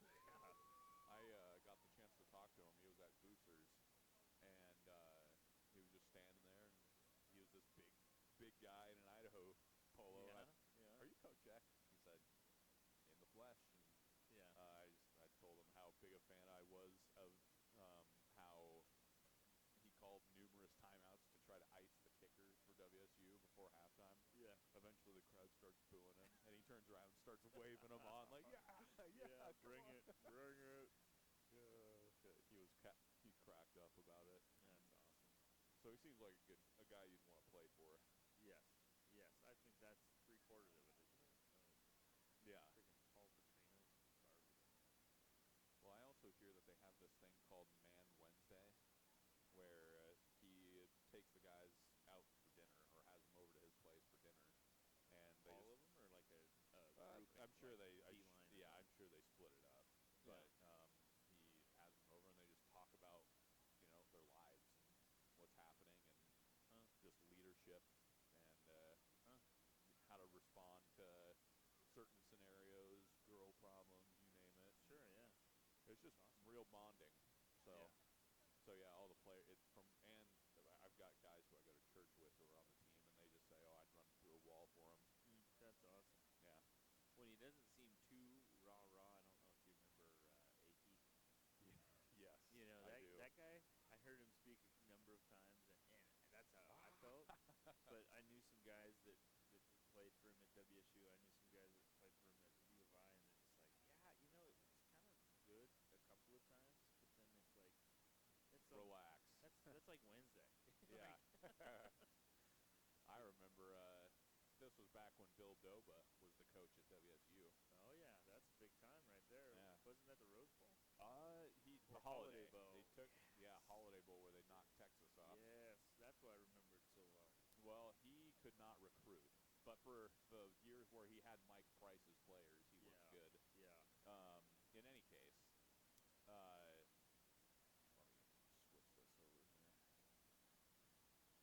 let me switch this over here. In any case, my dad and I went to one of their spring practices, and Coach Akey's out there. Said, "Hey, we don't walk on this field!" in between drills, just yelling at the guys. Yeah. It was great, Right. But the players who were walking were like, "Oh crap!" and started running. Like, "Okay, you got it." That was back when the Cougs had some greats on the team. Oh man. Marcus Trufant, Gesser. Oh yeah. Jason Gesser. Yep. Granted, he didn't win the big ones. No. Those Huskies, man.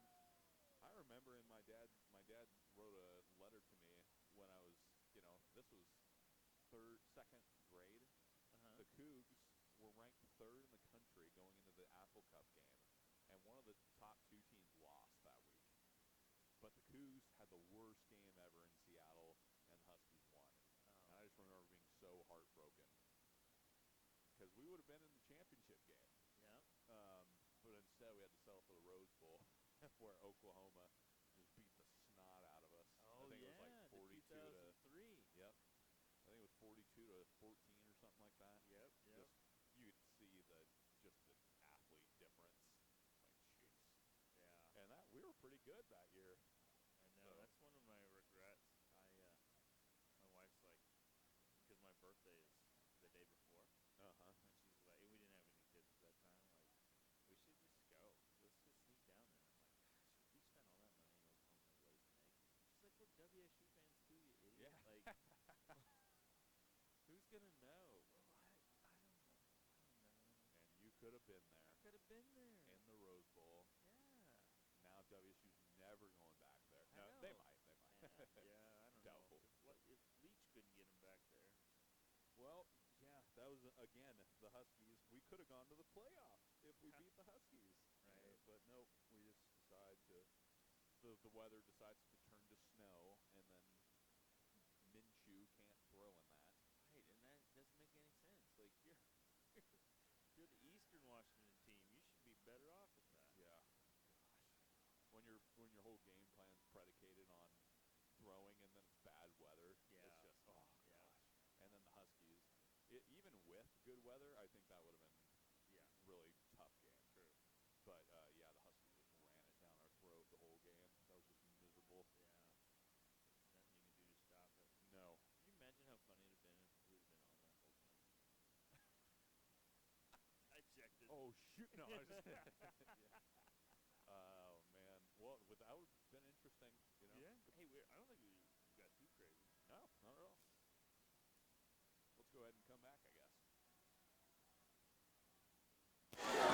Welcome back, ladies and gentlemen. You're watching IdahoSports.com live in District 2 as the Lewiston Bengals are playing host to the Coeur d'Alene Vikings. I keep wanting to say the Minnesota Vikings, but it's not the case. In any case, Lewiston has a 26-0 lead over Coeur d'Alene after a dominant first half, Jason. That's true, and now it's going to be a matter of who comes out of the locker room fired up. You know, those hands got cold in the first half. You see a lot of guys kind of trying to protect their hands. Who has the right juice coming out? You know, your backs are against the wall of both teams, really, but Lewiston's sitting on a 26-point lead. Do you keep motivated, or are you just going to try and play not to lose? Coeur d'Alene, you know, they're going to come in. They get the ball first. It's all down to the last 24 minutes. And Coach Amos is probably got his guys all fired up and ready to roll here. And Coach Pancari from Lewiston just thinking, okay, we got to stay aggressive because the winner is going to be playing next week, and so you got to keep your guys going forward. Either way, here in the rain, and it didn't get any warmer, we have kickoff.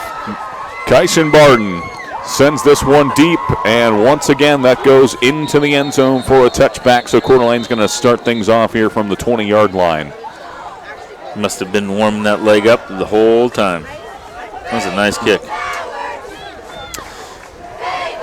And you hear the Lewiston student section right below us getting fired up here as they want to see their shutout continue. You know, and I was just going to say, highlight here, it's senior night, and it's senior night for the band as well. And Renzelman, the far defensive end on the far side here, is a trombone player in the band. And so not only was he honored before the game as a football player, but he stayed out here in the cold and got honored as a band member. So starting defensive end and first chair trombone. And if you zoom in on him, Jason, you see he has the trombone on the field. No, not really. It's going to be 1st and 10 from the 20 here as Kazar throws it to the near side of the field. It's caught, but it's not going to get any further than that. Maybe a pickup of one, if that. That was thrown to, well, let's see if I can find him, number 88, Colton Farrar. Farrar with an excellent catch there, but nice job there by the defender, just tackled him. By number 8, Jordan Bramlett. And Jordan Bramlett on the tackle there. Yeah, I was just going to say, that's the kind of throw out in space we talked about earlier in the first half. Bramlett right there just rallying up and making a nice tackle. So 2nd and 10. Kazar looking at a post right over the middle, and that one nearly intercepted. Jared Jelinek, excellent coverage there. Yeah, that's you had mentioned early in the game as well that kind of one of those where you're going to probably just stick to the run game, but it's time now that Coeur d'Alene has to flex some offensive muscle, and regardless of the elements, you got to put the ball in the air. Like you just don't care. That's right. Well, they do care. They're trying to make the playoffs here, Jason. Come on. It's 3rd and 10. Ball from the 20. 11:20 left here in the third quarter. Coeur d'Alene comes out with, count them, 3 wide receivers, shotgun set. Lewiston's got 4 down linemen. They've brought 4 all game.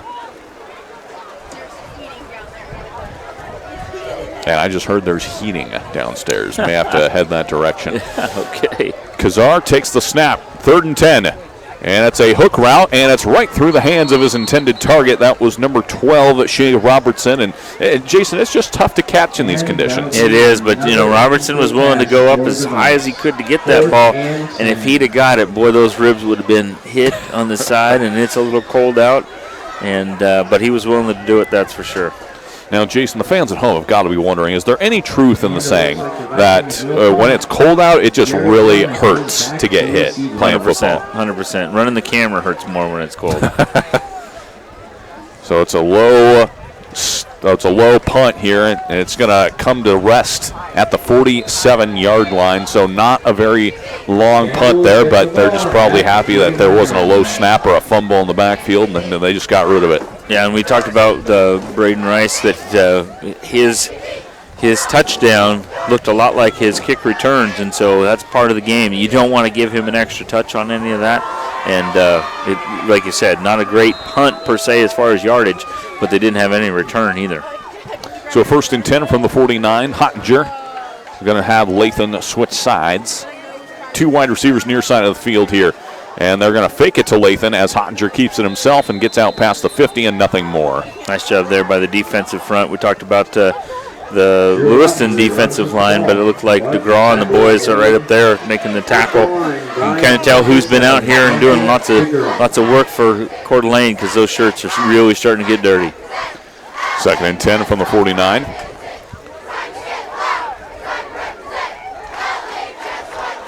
And they're going to go to Gomez, who's upended. And we saw Gomez get a nice gain right before the half. This time it looked like a very similar play call. Not nearly quite the yards they had before, but a nice yardage gain for Lewiston and running that clock. You got to be patient. We talked about this earlier. They needed earlier in the season. That is, they need to be patient with the clock. This way, they're looking, getting something from the sideline, and then they're back up on the ball and being aggressive. Didn't quite get him to jump off sides, but they tried. 3rd and 6, ball from the 45. 10 minutes to go here in quarter number 3. Hodger makes an update from the side, from the gun. Gomez goes in motion to the near side, and they hand it to Lathan. Lathan tries to get to around the outside. He does, and that's going to be close to the first down marker. And it looks like they got it. Fresh set of downs for the Bengals. And again, Lathan just doing a nice job of staying patient. Just instead of just sprinting and using all the speed up right there at the beginning, he just tries to tuck in there, read through the defenders, gets that first down, and keeps Lewiston in business. 1st and 10, ball on the 37. 9.5 and counting.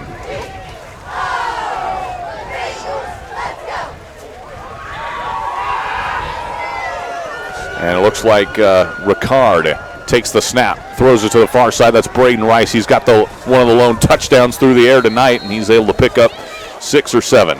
Yeah, nice sure pitch and catch right there for Ricard. One of those where we talked about Coeur d'Alene getting the ball out in space at some little dink and dunk screens. This time Lewiston does it, and just kind of using matchups to create some running lanes. And again, it's sure hands, gets that clock moving, and you're moving the chains. 2nd and 3 after the run there. This time it looks like Jared Jelinek down here in the green shoes might have a little bit of space in front of him.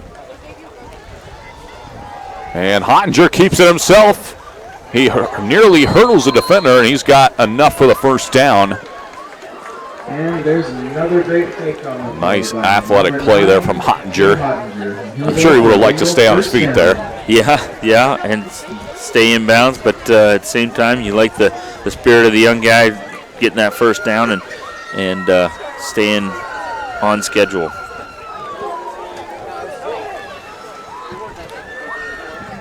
Heading towards 8 minutes here and counting, as Lewiston marches their way down the field with a fresh set of downs. Hottinger takes the snap, and it goes to Ricard, the power back, who lumbers forward and falls forward, as he often does. And is able to pick up 5. As an Oklahoma fan, I want to say the Willis back, we have a guy that's kind of shaped like that, kind of a mix and match for everybody, use him in those hard yardage. One thing I was going to say is they're using lots of shifting and late shifting to kind of keep that offense in rhythm, but using up more of the clock than they were before, where they just come right out, get on the ball, and run something quick. 2nd and 6, ball on the 23. 7:20 to go as Hottinger drops back looking. He's going to roll to his right, being pressured from Makosic's, and he has to get rid of it. Incomplete pass. A nice job right there by the defense trying to get out there, causing a little bit of panic, and runs out of time. Nice little coverage throwaway right there, and it works for the Coeur d'Alene's favor simply because you did stop the clock with that incomplete pass. 3rd and 6, ball on the 23. 2 wide receivers to the near side of the field here. Motion up front for Coeur d'Alene as they shuffle their defensive line. They got 3 down linemen. Hottinger's just going to keep it and run. It's student body left, as Jason likes to say. And he just has to fall forward, and he's not going to get it. A solid stand there from that. That looked like the cornerback from Coeur d'Alene. That was number 2, Caleb Short, who really forced the play back inside. Yeah, nice job right there being a leverage guy. You're out there on that island. You got to get him back in the inside. Everybody rallies up there for a moment. I thought Hottinger lost a shoe. It was actually just his little sleeve that he keeps his hands warm. I thought, boy, being out there with a one wet sock might be a little bit of a feeling changer. 4th and 3 from the 20. And there's a big shuffle there from the Bengals. Shift to counter shift, then the defense shifts. A lot of green grass to the far side of the field. Hottinger takes the snap. It streaks down the middle, but Lathan down the side on a wheel route. Gets to the sideline. Touchdown! Lewiston adds to their lead.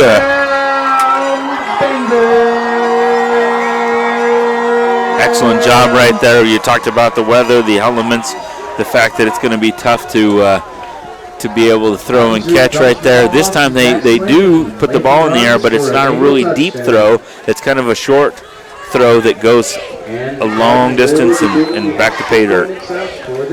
32-0, and we'll see if Kyson Barton can make it 33.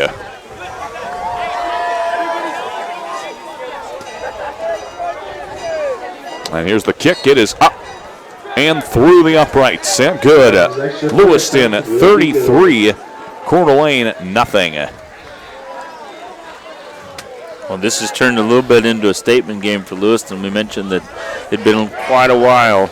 I don't have the year right in front of me, but it had been quite a while since Lewiston had beaten Coeur d'Alene. And this is not only turning out to be a win, it's turning out to be a statement game. That's right, in the playoffs, as Jason mentioned earlier with Brandon Bainey, basically saying if it's win or go home for one of these teams, with not a lot of big resume wins for either side if they lost this game.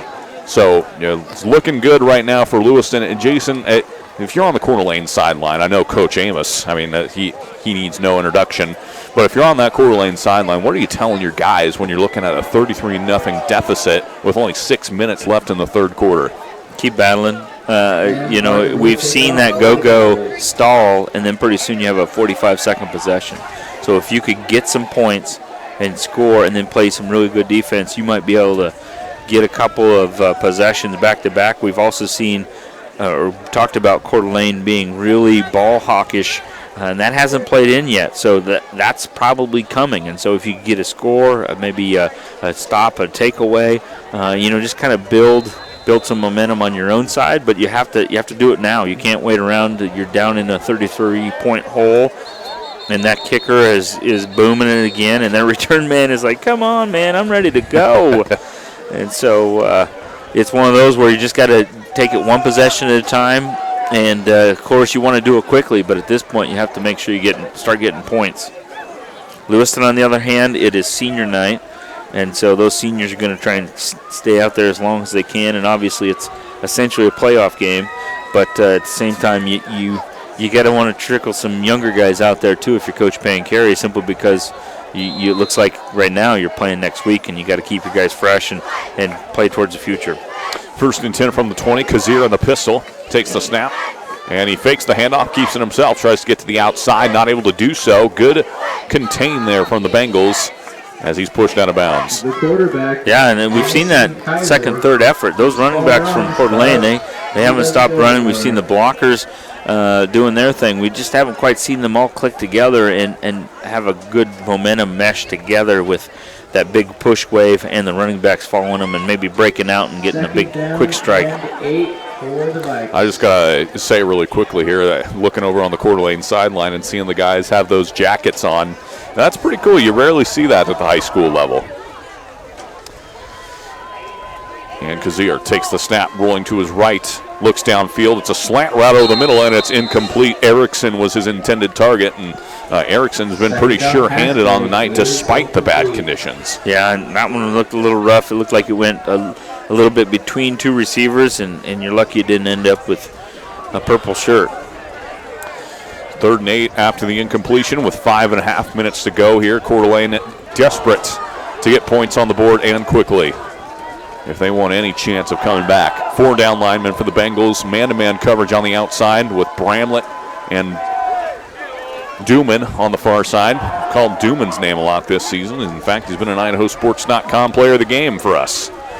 Back to pass Coeur. It's a corner route, and that one's caught by Erickson. And he's out past the 35 for a first down. And there's Bramlin again and Jared Jelinek again on defense. But the damage was done. That's the kind of play that Coeur d'Alene's need to click, click, click. You got to get those a little faster, but I like the spirit of just chunking it down the field. Lewiston seems to be willing to rally up and tackle it together quickly, but you're getting some yards in the process. 1st and 10. 4 wide receivers in the set here. As that one is caught on the near side for Coeur d'Alene. That is number 13, Joey Petrie, on the reception. And he's able to carve out a decent gain there. Solid blocking from the lineman downfield. Yeah, and I was just going to say that nice little quick pass allowed those offensive linemen to beat feet right over here and get some good blocks. Got some nice yardage. But again, the pace of your huddle, even though it is a little bit of a sugar huddle, you just got to be a little faster. Coeur once again in the gun. 4 wide receivers in the set. Trips on the far side. Lewiston matched up with 2 linebackers over their 4 down linemen. Coeur takes the snap, fakes the handoff. It's a slant route across the middle, and it's incomplete. Erickson, his favorite target, is incomplete. Yeah, nice quick read. Lewiston's willing to give up that yardage. We were talking about the speed of the huddle and all of that. It is going so fast. It's 4:11 left in the quarter, and you have to get points out of this. I like how Coach Amos is being sure-handed about what they want to call, but the clock is going to be their enemy the whole time. It's going to be trips to the near side and a bunch set. They're going to hand it to McCosick, who tries to get to the outside, but Elliott Taylor at that middle linebacker spot is a force to be reckoned with. Yeah, we talked to earlier. He had the first touchdown of the game, and just setting that attitude, that edge, that front 7 for Lewiston, doing a nice job. And because he came up and lowered some thunder, it looked like they stopped him short. And looks like the punt team might have hustled out. We saw a fake earlier. There's no sense in saving it for Saturday. Oh, I like this. Student body left, and it's a fumbled snap, but they're able to come up with it, and it looks like they may have gotten the first down. Yeah, it's going to depend on the spot and which guy you're with. White Hat says it was. And, the referees are right there. I'm not arguing the call. Referee Tatko and his crew doing a nice job keeping things rolling, and we're right back on it. Coeur d'Alene coming out with not a complete fake, obviously, because it was a different formation with some different personnel. So 1st and 10, fresh set of downs for the Vikings. We haven't said that phrase much tonight, but they're marching forward. Ball from the 46. Just over 3 minutes to go here in the 3rd quarter. Coeur looking. He's got a post route. It's Erickson. It's caught inside the 30 and finally brought down inside the 20-yard line. Erickson once again with another catch. Cooper Erickson having a big game. Yeah, you mentioned it. Sure hands, favorite target, and that's the reason why right there. Nice big gain. Chains are almost set. Looked like the clock was a little early. The chains were a little early. Coach Pancarry's going to want to talk to his guys. Let's get a timeout. Now let's get a timeout for us here. Well, we're going to take a short break. We'll be right back on IdahoSports.com. Coeur d'Alene driving and in the red zone.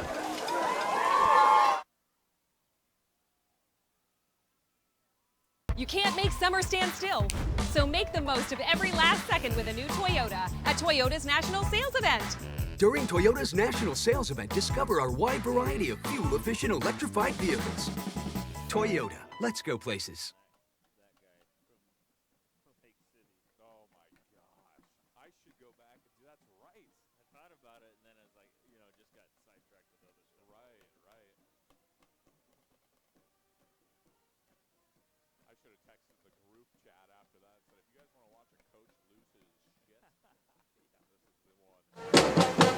Welcome back, ladies and gentlemen, to Lewiston, Idaho, here in District 2. Jason Hansen on, Garrison Hardy, and Jason, it's been a pleasure covering some football with you once again here on IdahoSports.com. Our season potentially coming to a close here, as you and I will be unavailable next week, and well, we're not sure if we're going to be in the Dome or what the rest of the season looks like. So, once again, pleasure working with you. Hey, I appreciate it too, and I like that weather from the last couple of weeks.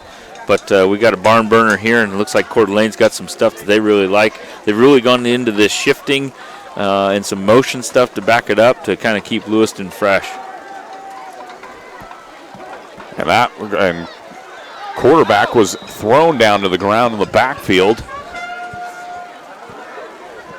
And that play resulted in a short gain. Viking throwing, double reverse pass. That was a double reverse pass there. So that was actually from number 14, Jesse Brown, who made the throw. Number 88. Yeah, I like the idea.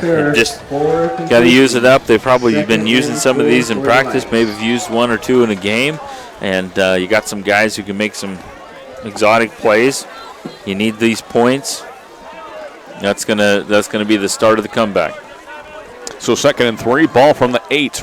The first red zone visit of the night for the Vikings, as Coeur had to go high for that snap, and that threw off the timing of the play considerably.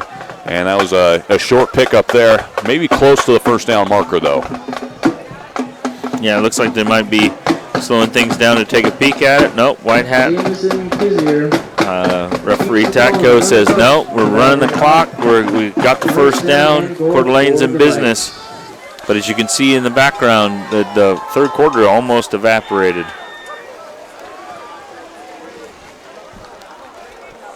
Minute and a half left. And motion once again for Coeur d'Alene. Trips to the far side as Coeur takes the snap, hands it up the middle to Makosik, who drives forward. And it still could not get into the end zone. A good last stand there by that Lewiston defense. Yeah, this is a bend, don't break, and make the third quarter go away, simply because of the fact that they're doing a nice job. We've talked about Avila and Renzelman and Storm in there. James White is the defensive spot. You got the linebackers filling up. It's just a mass of humanity for Lewiston, and Coeur d'Alene's trying to push, but not much you can do when there's 1,000 pounds in front of you. 2nd and 1, ball on the 1. And they go right back up the middle. Lewiston was ready, but it's a touchdown. Coeur d'Alene is on the board. There you go. That's what you do. You just spread them out a little bit and gash them anyway. So it's one of those where that's exactly what Coeur d'Alene needed to do. Looks like they'll probably come out and go for 2, try and catch up in chunks. Speeds up your comeback. Not a math guy, but 4 touchdowns times 8 makes it 32. So just going to need to be quick about it. But this is a untimed down, so you can take as much time as you want. 44 seconds left here in the third quarter, and Lewiston will have that time left. And the rain is just coming down hard once again as Coeur was looking for anything, but the Lewiston front 7 met him with authority, and he was not able to get into the end zone. Main damage was done by Coeur d'Alene. That's what you're looking for. Now they're going to need to be in, onside kick time, and Lewiston's going to have to be ready for everything all the time. And not only when they're in the special team situations, but also that rip and strip. We've been talking about that ball hawks from Coeur d'Alene. Farrar and the boys. Farrar had a big interception strip return last week, and so it's a similar situation. They're going to need to come out and be quick with their defense, be forceful, and force Lewiston to give up possession. And that hasn't been an easy thing to do, as this Lewiston team has done an excellent job of having really long, drawn-out drives. That's not something we're used to seeing from the Bengals, but in this case, they've done it well. Yeah, and hats off again to the ball guy down here. We got this guy in the gray shirt who's got a towel. He's loving up that football as best he can, keeping it nice and warm and dry, and trying to be the player of the game. We're looking for the player of the game, and maybe the ball guy because of sure-handedness is the situation. Got a deep kick from Coeur d'Alene here. Looks like it's going to bounce and roll in. Woo! That could have went Coeur d'Alene's way right there with Rice. Braden Rice was running back there. He wasn't in the position to catch it, but it bounced and rolled, and he was kind of waving it in towards the end line there to make sure that it went into the end zone so it didn't get downed at the 1 or even worse. So Coeur d'Alene's in business. Now they just got to make sure they come out here and either get a stop as fast as you can or try and get possession. Steal a possession from Lewiston on this one. So Lewiston's going to start this one. 1st and 10, ball from the 20. 44 seconds to go here. And they're going to hand it off to Lathan, who tries to bounce it out to the outside, but he's cut down once again. Good containment there from Coeur d'Alene. Yeah, nice flow. We've seen that play a number of times. That was the kind of look, the offensive look that set up the pitch pass earlier in the game where Lathan just kind of probes the edges. He's got to have way over 100 yards. We don't do stats, but he has to have over 100 yards up here. And just doing the lion's share of the heavy load as his shoe is giving him trouble. And not something you want in these conditions. 5 seconds left. I think Lewiston's just going to let the clock run out and get to the 4th quarter. And that is the end of quarter number 3. Folks, we've played 3, and our score in this one, Lewiston 33, Coeur d'Alene 6. We're going to take a short break, and we'll be right back after these messages.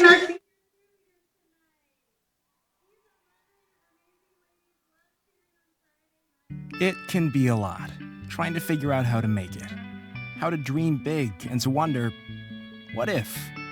Because no matter where you are in life, if you don't know what's possible in Idaho, it's hard to keep asking, what if? Which is exactly why Next Steps Idaho was created, with everything from smart tools that help you figure out careers you might be suited for, to training and education options for you. So keep asking what if at nextsteps.idaho.gov.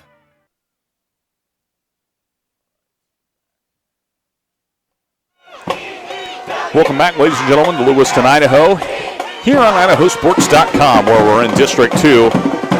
And the Lewiston Bengals playing their patented fight song. Well, patented from Notre Dame, but nonetheless, they've got a 33-6 lead over the Coeur d'Alene Vikings, and what has been a dominant performance. Yeah, it has, and it's one of those where Lewiston needs to keep thinking we got to finish strong as a future playoff team as it looks right now. They want to keep moving their team forward. They don't want to have any kind of lax moments, any kind of comebacks, and just stay dominant. Again, nice job using shifts to use up a little clock. Obviously, it hasn't started yet, but they've been using that from time to time as we get looks like James White running out the outside here. Again, probing the outsides, getting that clock moving. A nice short gain. Coeur d'Alene comes up and fills up quickly. Looks like barely even moved the sticks at all. So that was a pickup of 3 on the play. He gets it out to the 23-yard line with 11.5 to go here and counting, as Lewiston's going to slow that tempo down even more here as they try to cement their route to the playoffs. Pottinger in the gun. Coeur d'Alene showing pressure with 3 down linemen, 3 backers over the top, man-to-man coverage on the far side. Pottinger takes the snap. He's got blockers in front, looking downfield. He gets rid of it, and that is caught, but he gets the boom dropped on him by Wheeler, but excellent catch there from Braden Rice, and that's a first down. Pottinger's pass is complete to Braden Rice. Yeah, we talked about Wheeler on offense a number of times. Sometimes 5A guys have to play both ways, and so Wheeler doing a nice job on this side of the ball as well. So 1st and 10, ball on the 31-yard line, 10 minutes and 40 seconds. It's probably the slowest we've seen Lewiston move all season as far as pace is concerned. Coeur d'Alene rushes 3. And they fake it to Lathan, and Ricard was the one who ended up with it up the middle, and he's able to pick up 5. Yeah, You know, at the same time, they've stayed more efficient. They've stayed with it. They've had a little more pop with their pace. As far as, yes, they haven't huddled up, but they've looked over to the sidelines a little longer. They've generally shifted and counter shifted, and that has used up a little more clock. That wasn't something they were doing earlier in the season, but now with a lot of practice and game management, that they've really come along here. 2nd and 4, ball on the 37. Hottinger in the gun. Next to him is Lathan, who's had a fantastic game once again. He's trying to cement himself as the IdahoSports.com player of the game.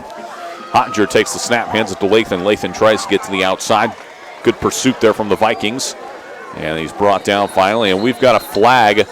And James White did not look happy about the flag, so it leads me to wonder, is it about him?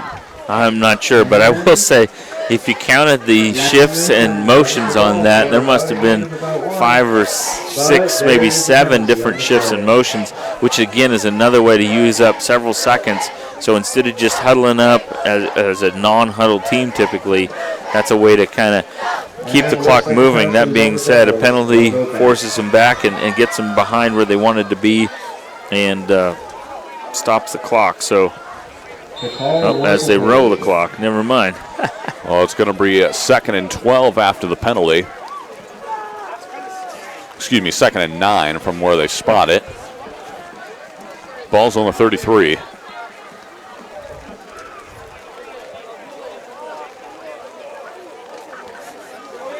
And they fake both of them. Hottinger keeps it himself. Good read there from Coeur d'Alene. That was number 40, Bear Brunner, who forced the play back inside, and he was not fooled by the trickery. Yeah, I'm not 100% sure that that's the way it was supposed to work out. It looked like as he was shifting it through his reads, it almost kind of came dislodged, and he kind of just had to make something happen. So maybe Coeur d'Alene missed out on a chance for an opportunity right there. It's going to be 3rd and 7, ball on the 35. Looks like the defensive player popped up and not over the line. 8.5 minutes to go. Hottinger takes the snap, hands it off the middle, fakes it rather. Yeah, that was a good fake right there because it fooled me, but Hottinger maybe should have handed it to Lathan as he was brought down after a very short gain, and it's going to be 4th and 6. Yeah, that's one thing that Coeur d'Alene is well-versed in what their reads are because the cameraman's been tricked, the announcer's been tricked, the color guy's been tricked. The whole booth up here has been tricked, but the defense was able to get right where they needed to be on that one. So a couple of Vikings head back, ready to receive the punt from Hottinger. Hottinger directing traffic, bringing in some of his teammates to block.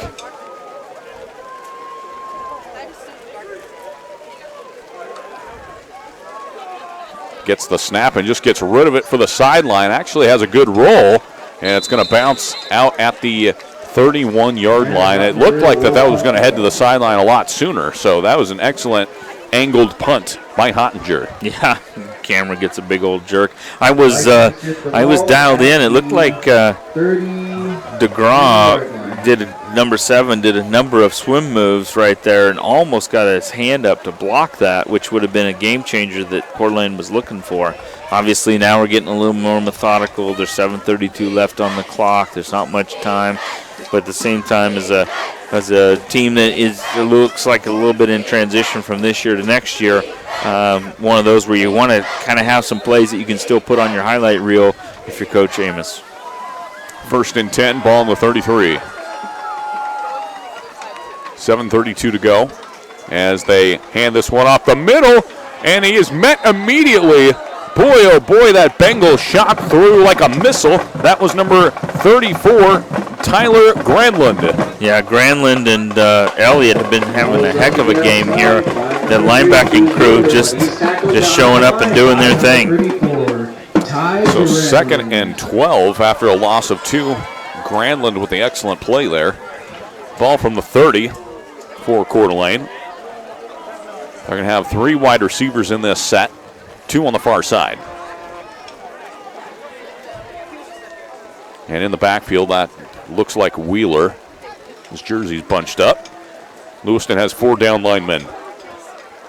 Coeur fakes the handoff. He's going to roll to his right, but the good contain. He gets through, but he's cut down behind by Elliott Taylor. Good pursuit once again. Yeah, like you said, it looked like there were 2 Lewiston Bengals right there waiting for him, but he was able to sneak up in there. But everything kind of closed down on him quickly. Taylor, again, pursuit. They were able to use some down and distance right there. Yeah, the sticks were in their favor, so Coeur d'Alene's going to be in a 3rd and long and needing to get this first down, obviously, to keep possession. It's going to be 3rd and 8. Ball from the 34. Coeur looking. He's going to dump it out of the backfield to his running back. It looks like he's got the first down. And again, nice surge right there from Wheeler, catching the ball, knowing where the sticks are, just pedal to the metal, getting the first down.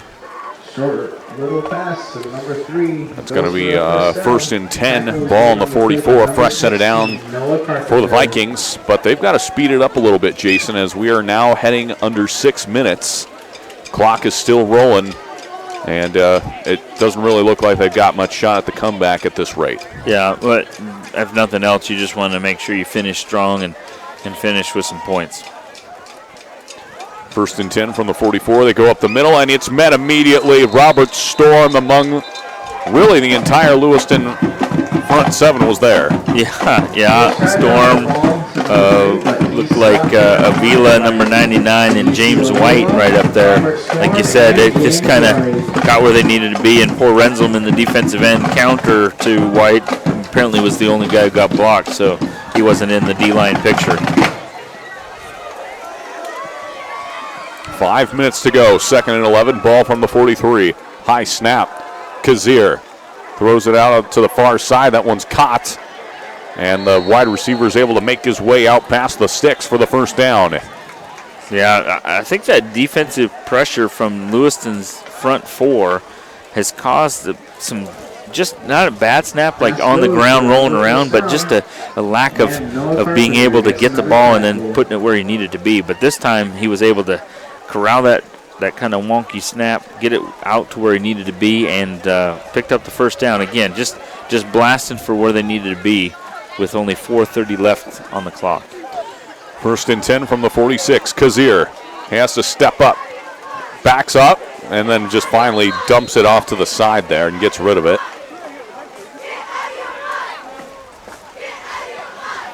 2nd and 10 after the incompletion.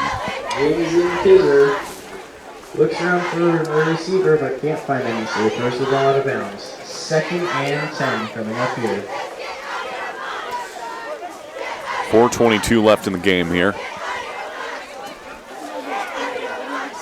It's going to be man-to-man coverage on the outside for the Bengals. Pistol formation for Coeur d'Alene. And they go right up the middle, and the running back just lowers the shoulder into James White, who even though he went to the ground, was able to make the tackle. Yeah, that's just having proper technique, and I wouldn't want to be running into that wall called James White and his friends. At the Lewiston front 7, and we can't say enough about them and their performance really for the past 2 years. They've really cemented themselves as a force to be reckoned with. Yeah, and we talked about Coach Pancari really getting his personality imprinted on these guys, and it really looks like it's coming to full growth right here at the perfect time. Coeur back to pass. He's being pressured from behind and brought down. Who else? James White. That's his 3rd sack of the evening.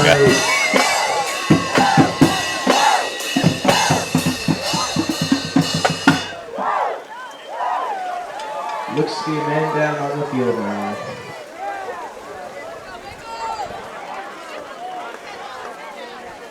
And ladies and gentlemen, we're going to go ahead and take a short break here, but we'll be right back after these brief messages here on IdahoSports.com.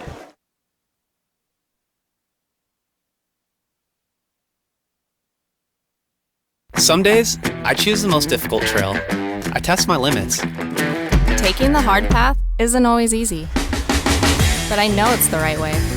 When I get done with my ride and I look back at what I've just accomplished, I feel amazing. It takes courage and determination to do hard things. But you can do them. Quitting tobacco and vaping is possible. You decide when. We'll show you how. Learn more at projectfilter.org or call 1-800-QUIT-NOW.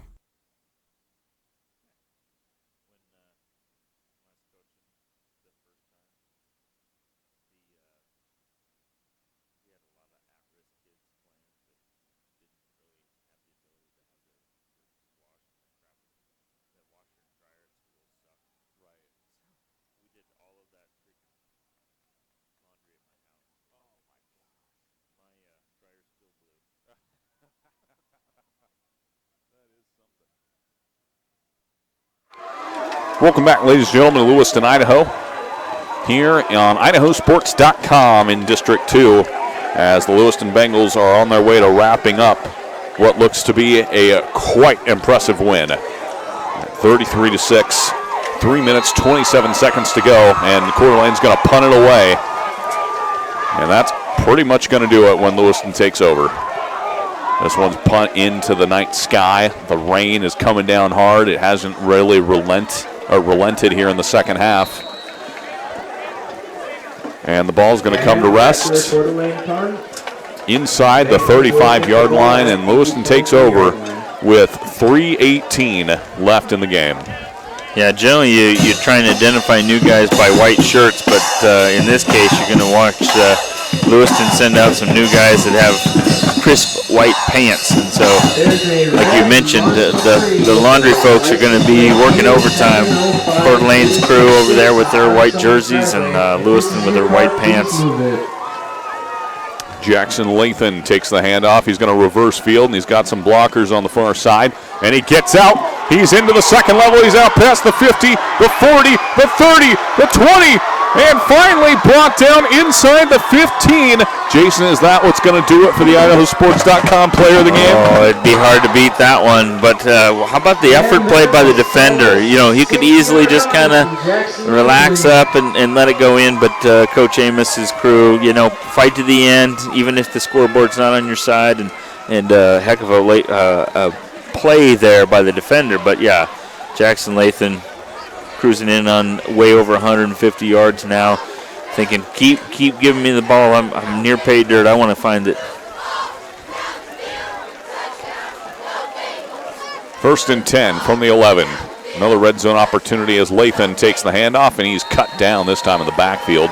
That's going to hurt his average there. Yeah. James White's family called and said, hey, they're going to run Lathan again. We want our kid to be the player of the game. So I'm going to miss my block here. No, I'm just kidding.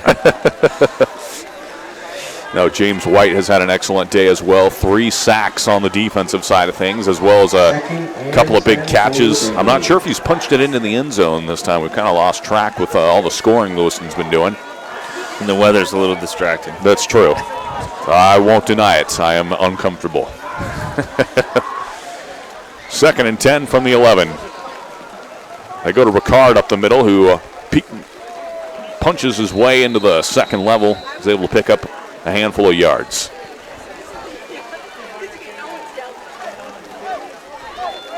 Yeah, and this is a nice win for Lewiston as they again stayed in control the whole time. Sometimes a team, when you have a rival and you get up big and you get up early, sometimes you let them creep back in.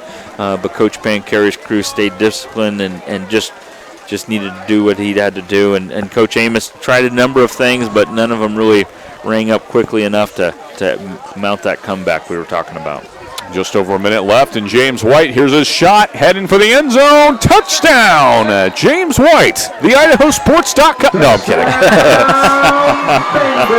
But he does put 6 on the board to make it 39-6. Yeah, but, you know, another thing is I think Lathan was out there giving him the big block. Jelinek and Lathan were out there. You know, a number of guys out there interchanging, and again, that's the cool, fun thing to see with Coach Pancarry's group, that they're willing to block. Even in the final moments, everybody's thinking, okay, we all pull together, and somebody's got to get this touchdown. I hope it's you.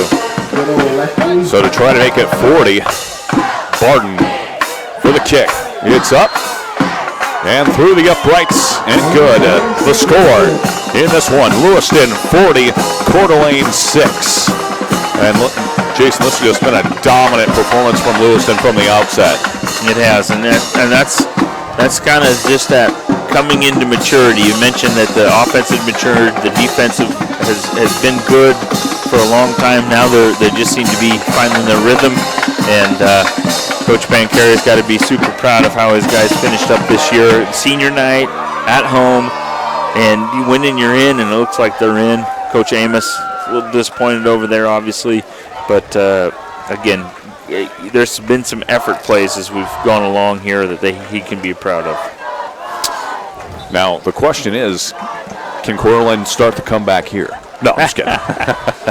Well, I will say, I bet you they're thinking, okay, let's just keep possession of the ball. Let's see if we can string some stuff together. Again, we've seen some kind of new shirts out there, easy to identify because we can still read their numbers. Some of them, like Wheeler and Short, it's been harder to read their numbers as the game's progressed. So Lewiston getting ready to send it away one last time. Kyson Barden teeing it up. How much you want to bet this one's going to the end zone?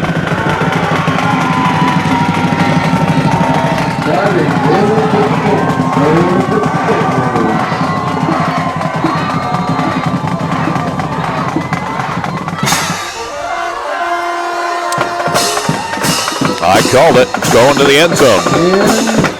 And that is yet another touchback on all of Barden's kicks tonight. He's only had one that didn't go into the end zone.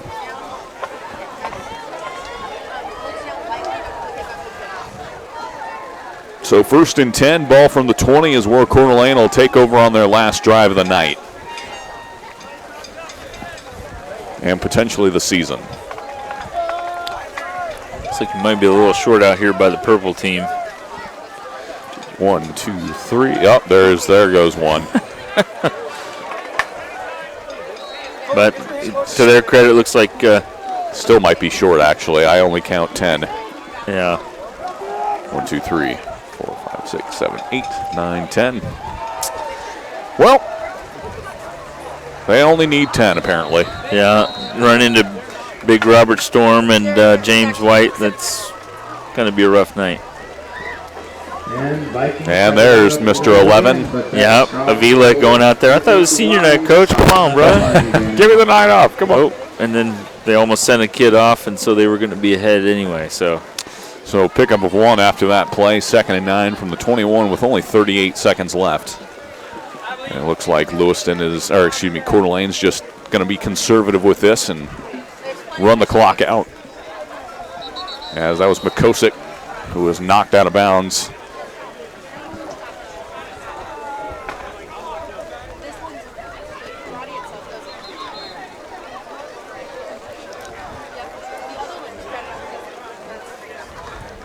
.26 seconds remaining. Looks like we got a cramp or two.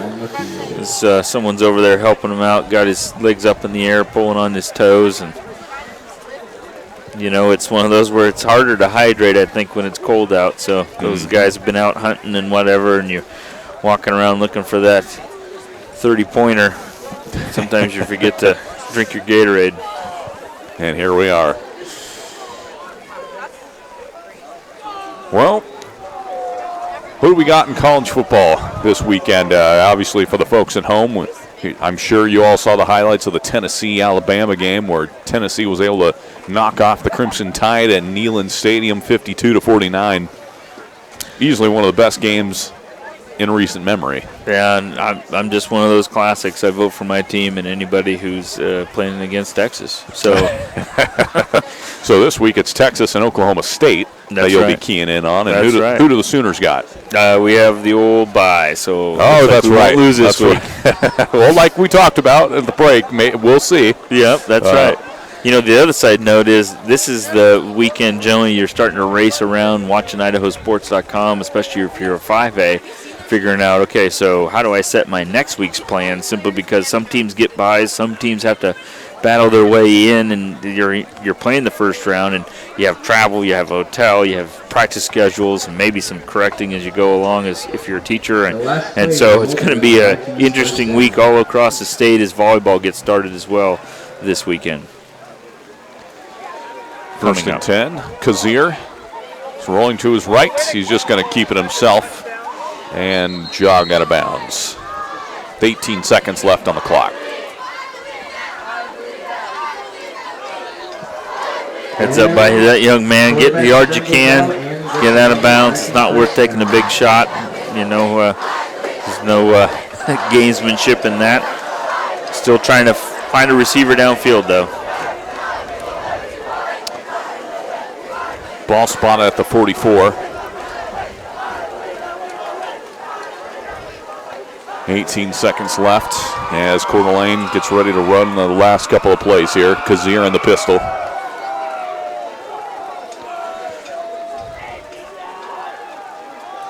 Coeur's just going to have to step up into the pocket and eat it. And that's going to be a pickup of a couple as the clock heads to 0. And so running up to the gut again. Tackle was made by Taylor Hendren and James And Wright. that is the end of the ball game. And that's the end of your ball game. And we got a Gatorade bucket.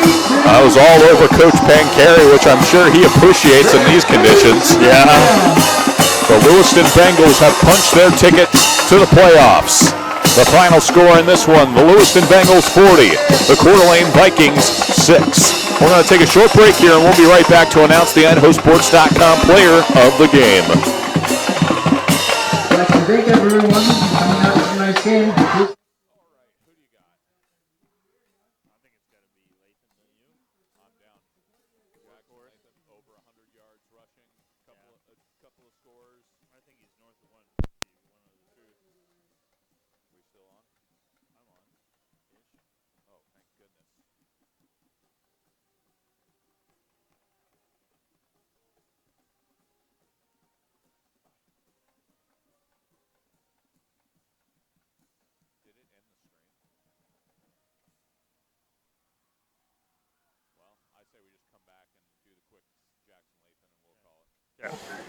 Welcome back, ladies and gentlemen, to Lewiston, Idaho, here on IdahoSports.com for District 2. The Lewiston Bengals have just punched their ticket to the playoffs as they dispatched the Coeur d'Alene Vikings 40-6. And Jason, there were a couple of big performances tonight, but one really stuck out for us. Yeah, that's true. You know, hats off to Coeur d'Alene. Great season. They played a tough one. Lewiston, on the other hand, really started to maybe just hitting their stride right now.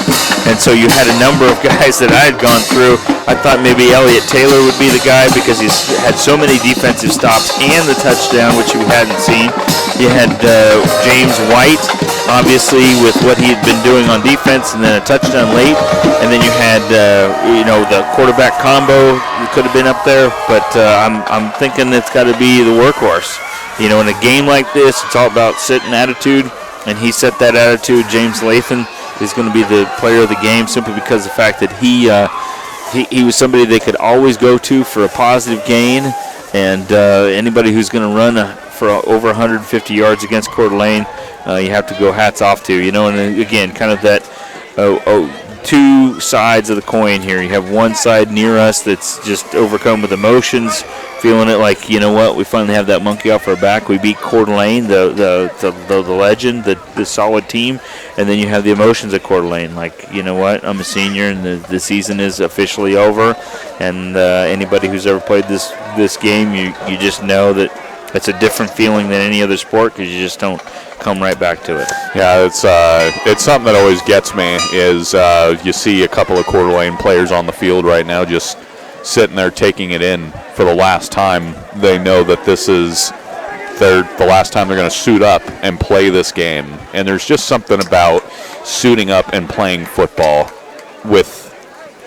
for by and large, a lot of these guys, we heard some of the Lewiston players talking about how they've been playing with these guys since third grade. And I'm assuming a lot of that's the same for the Coeur d'Alene guys over there. And to have that all come to an end in such a fashion, it's tough. It's brutal. So my heart certainly goes out to the Coeur d'Alene guys because I've been there. Mm-hmm. Everything's got to come to an end in this fashion. So the final score in this one, Lewiston 40, Coeur d'Alene 6. Again, Lewiston punches their ticket to the playoffs and continues on. And Coeur d'Alene, their season comes to a close. For Jason Hanson, I'm Garrison Hardy. So long, everybody. This has been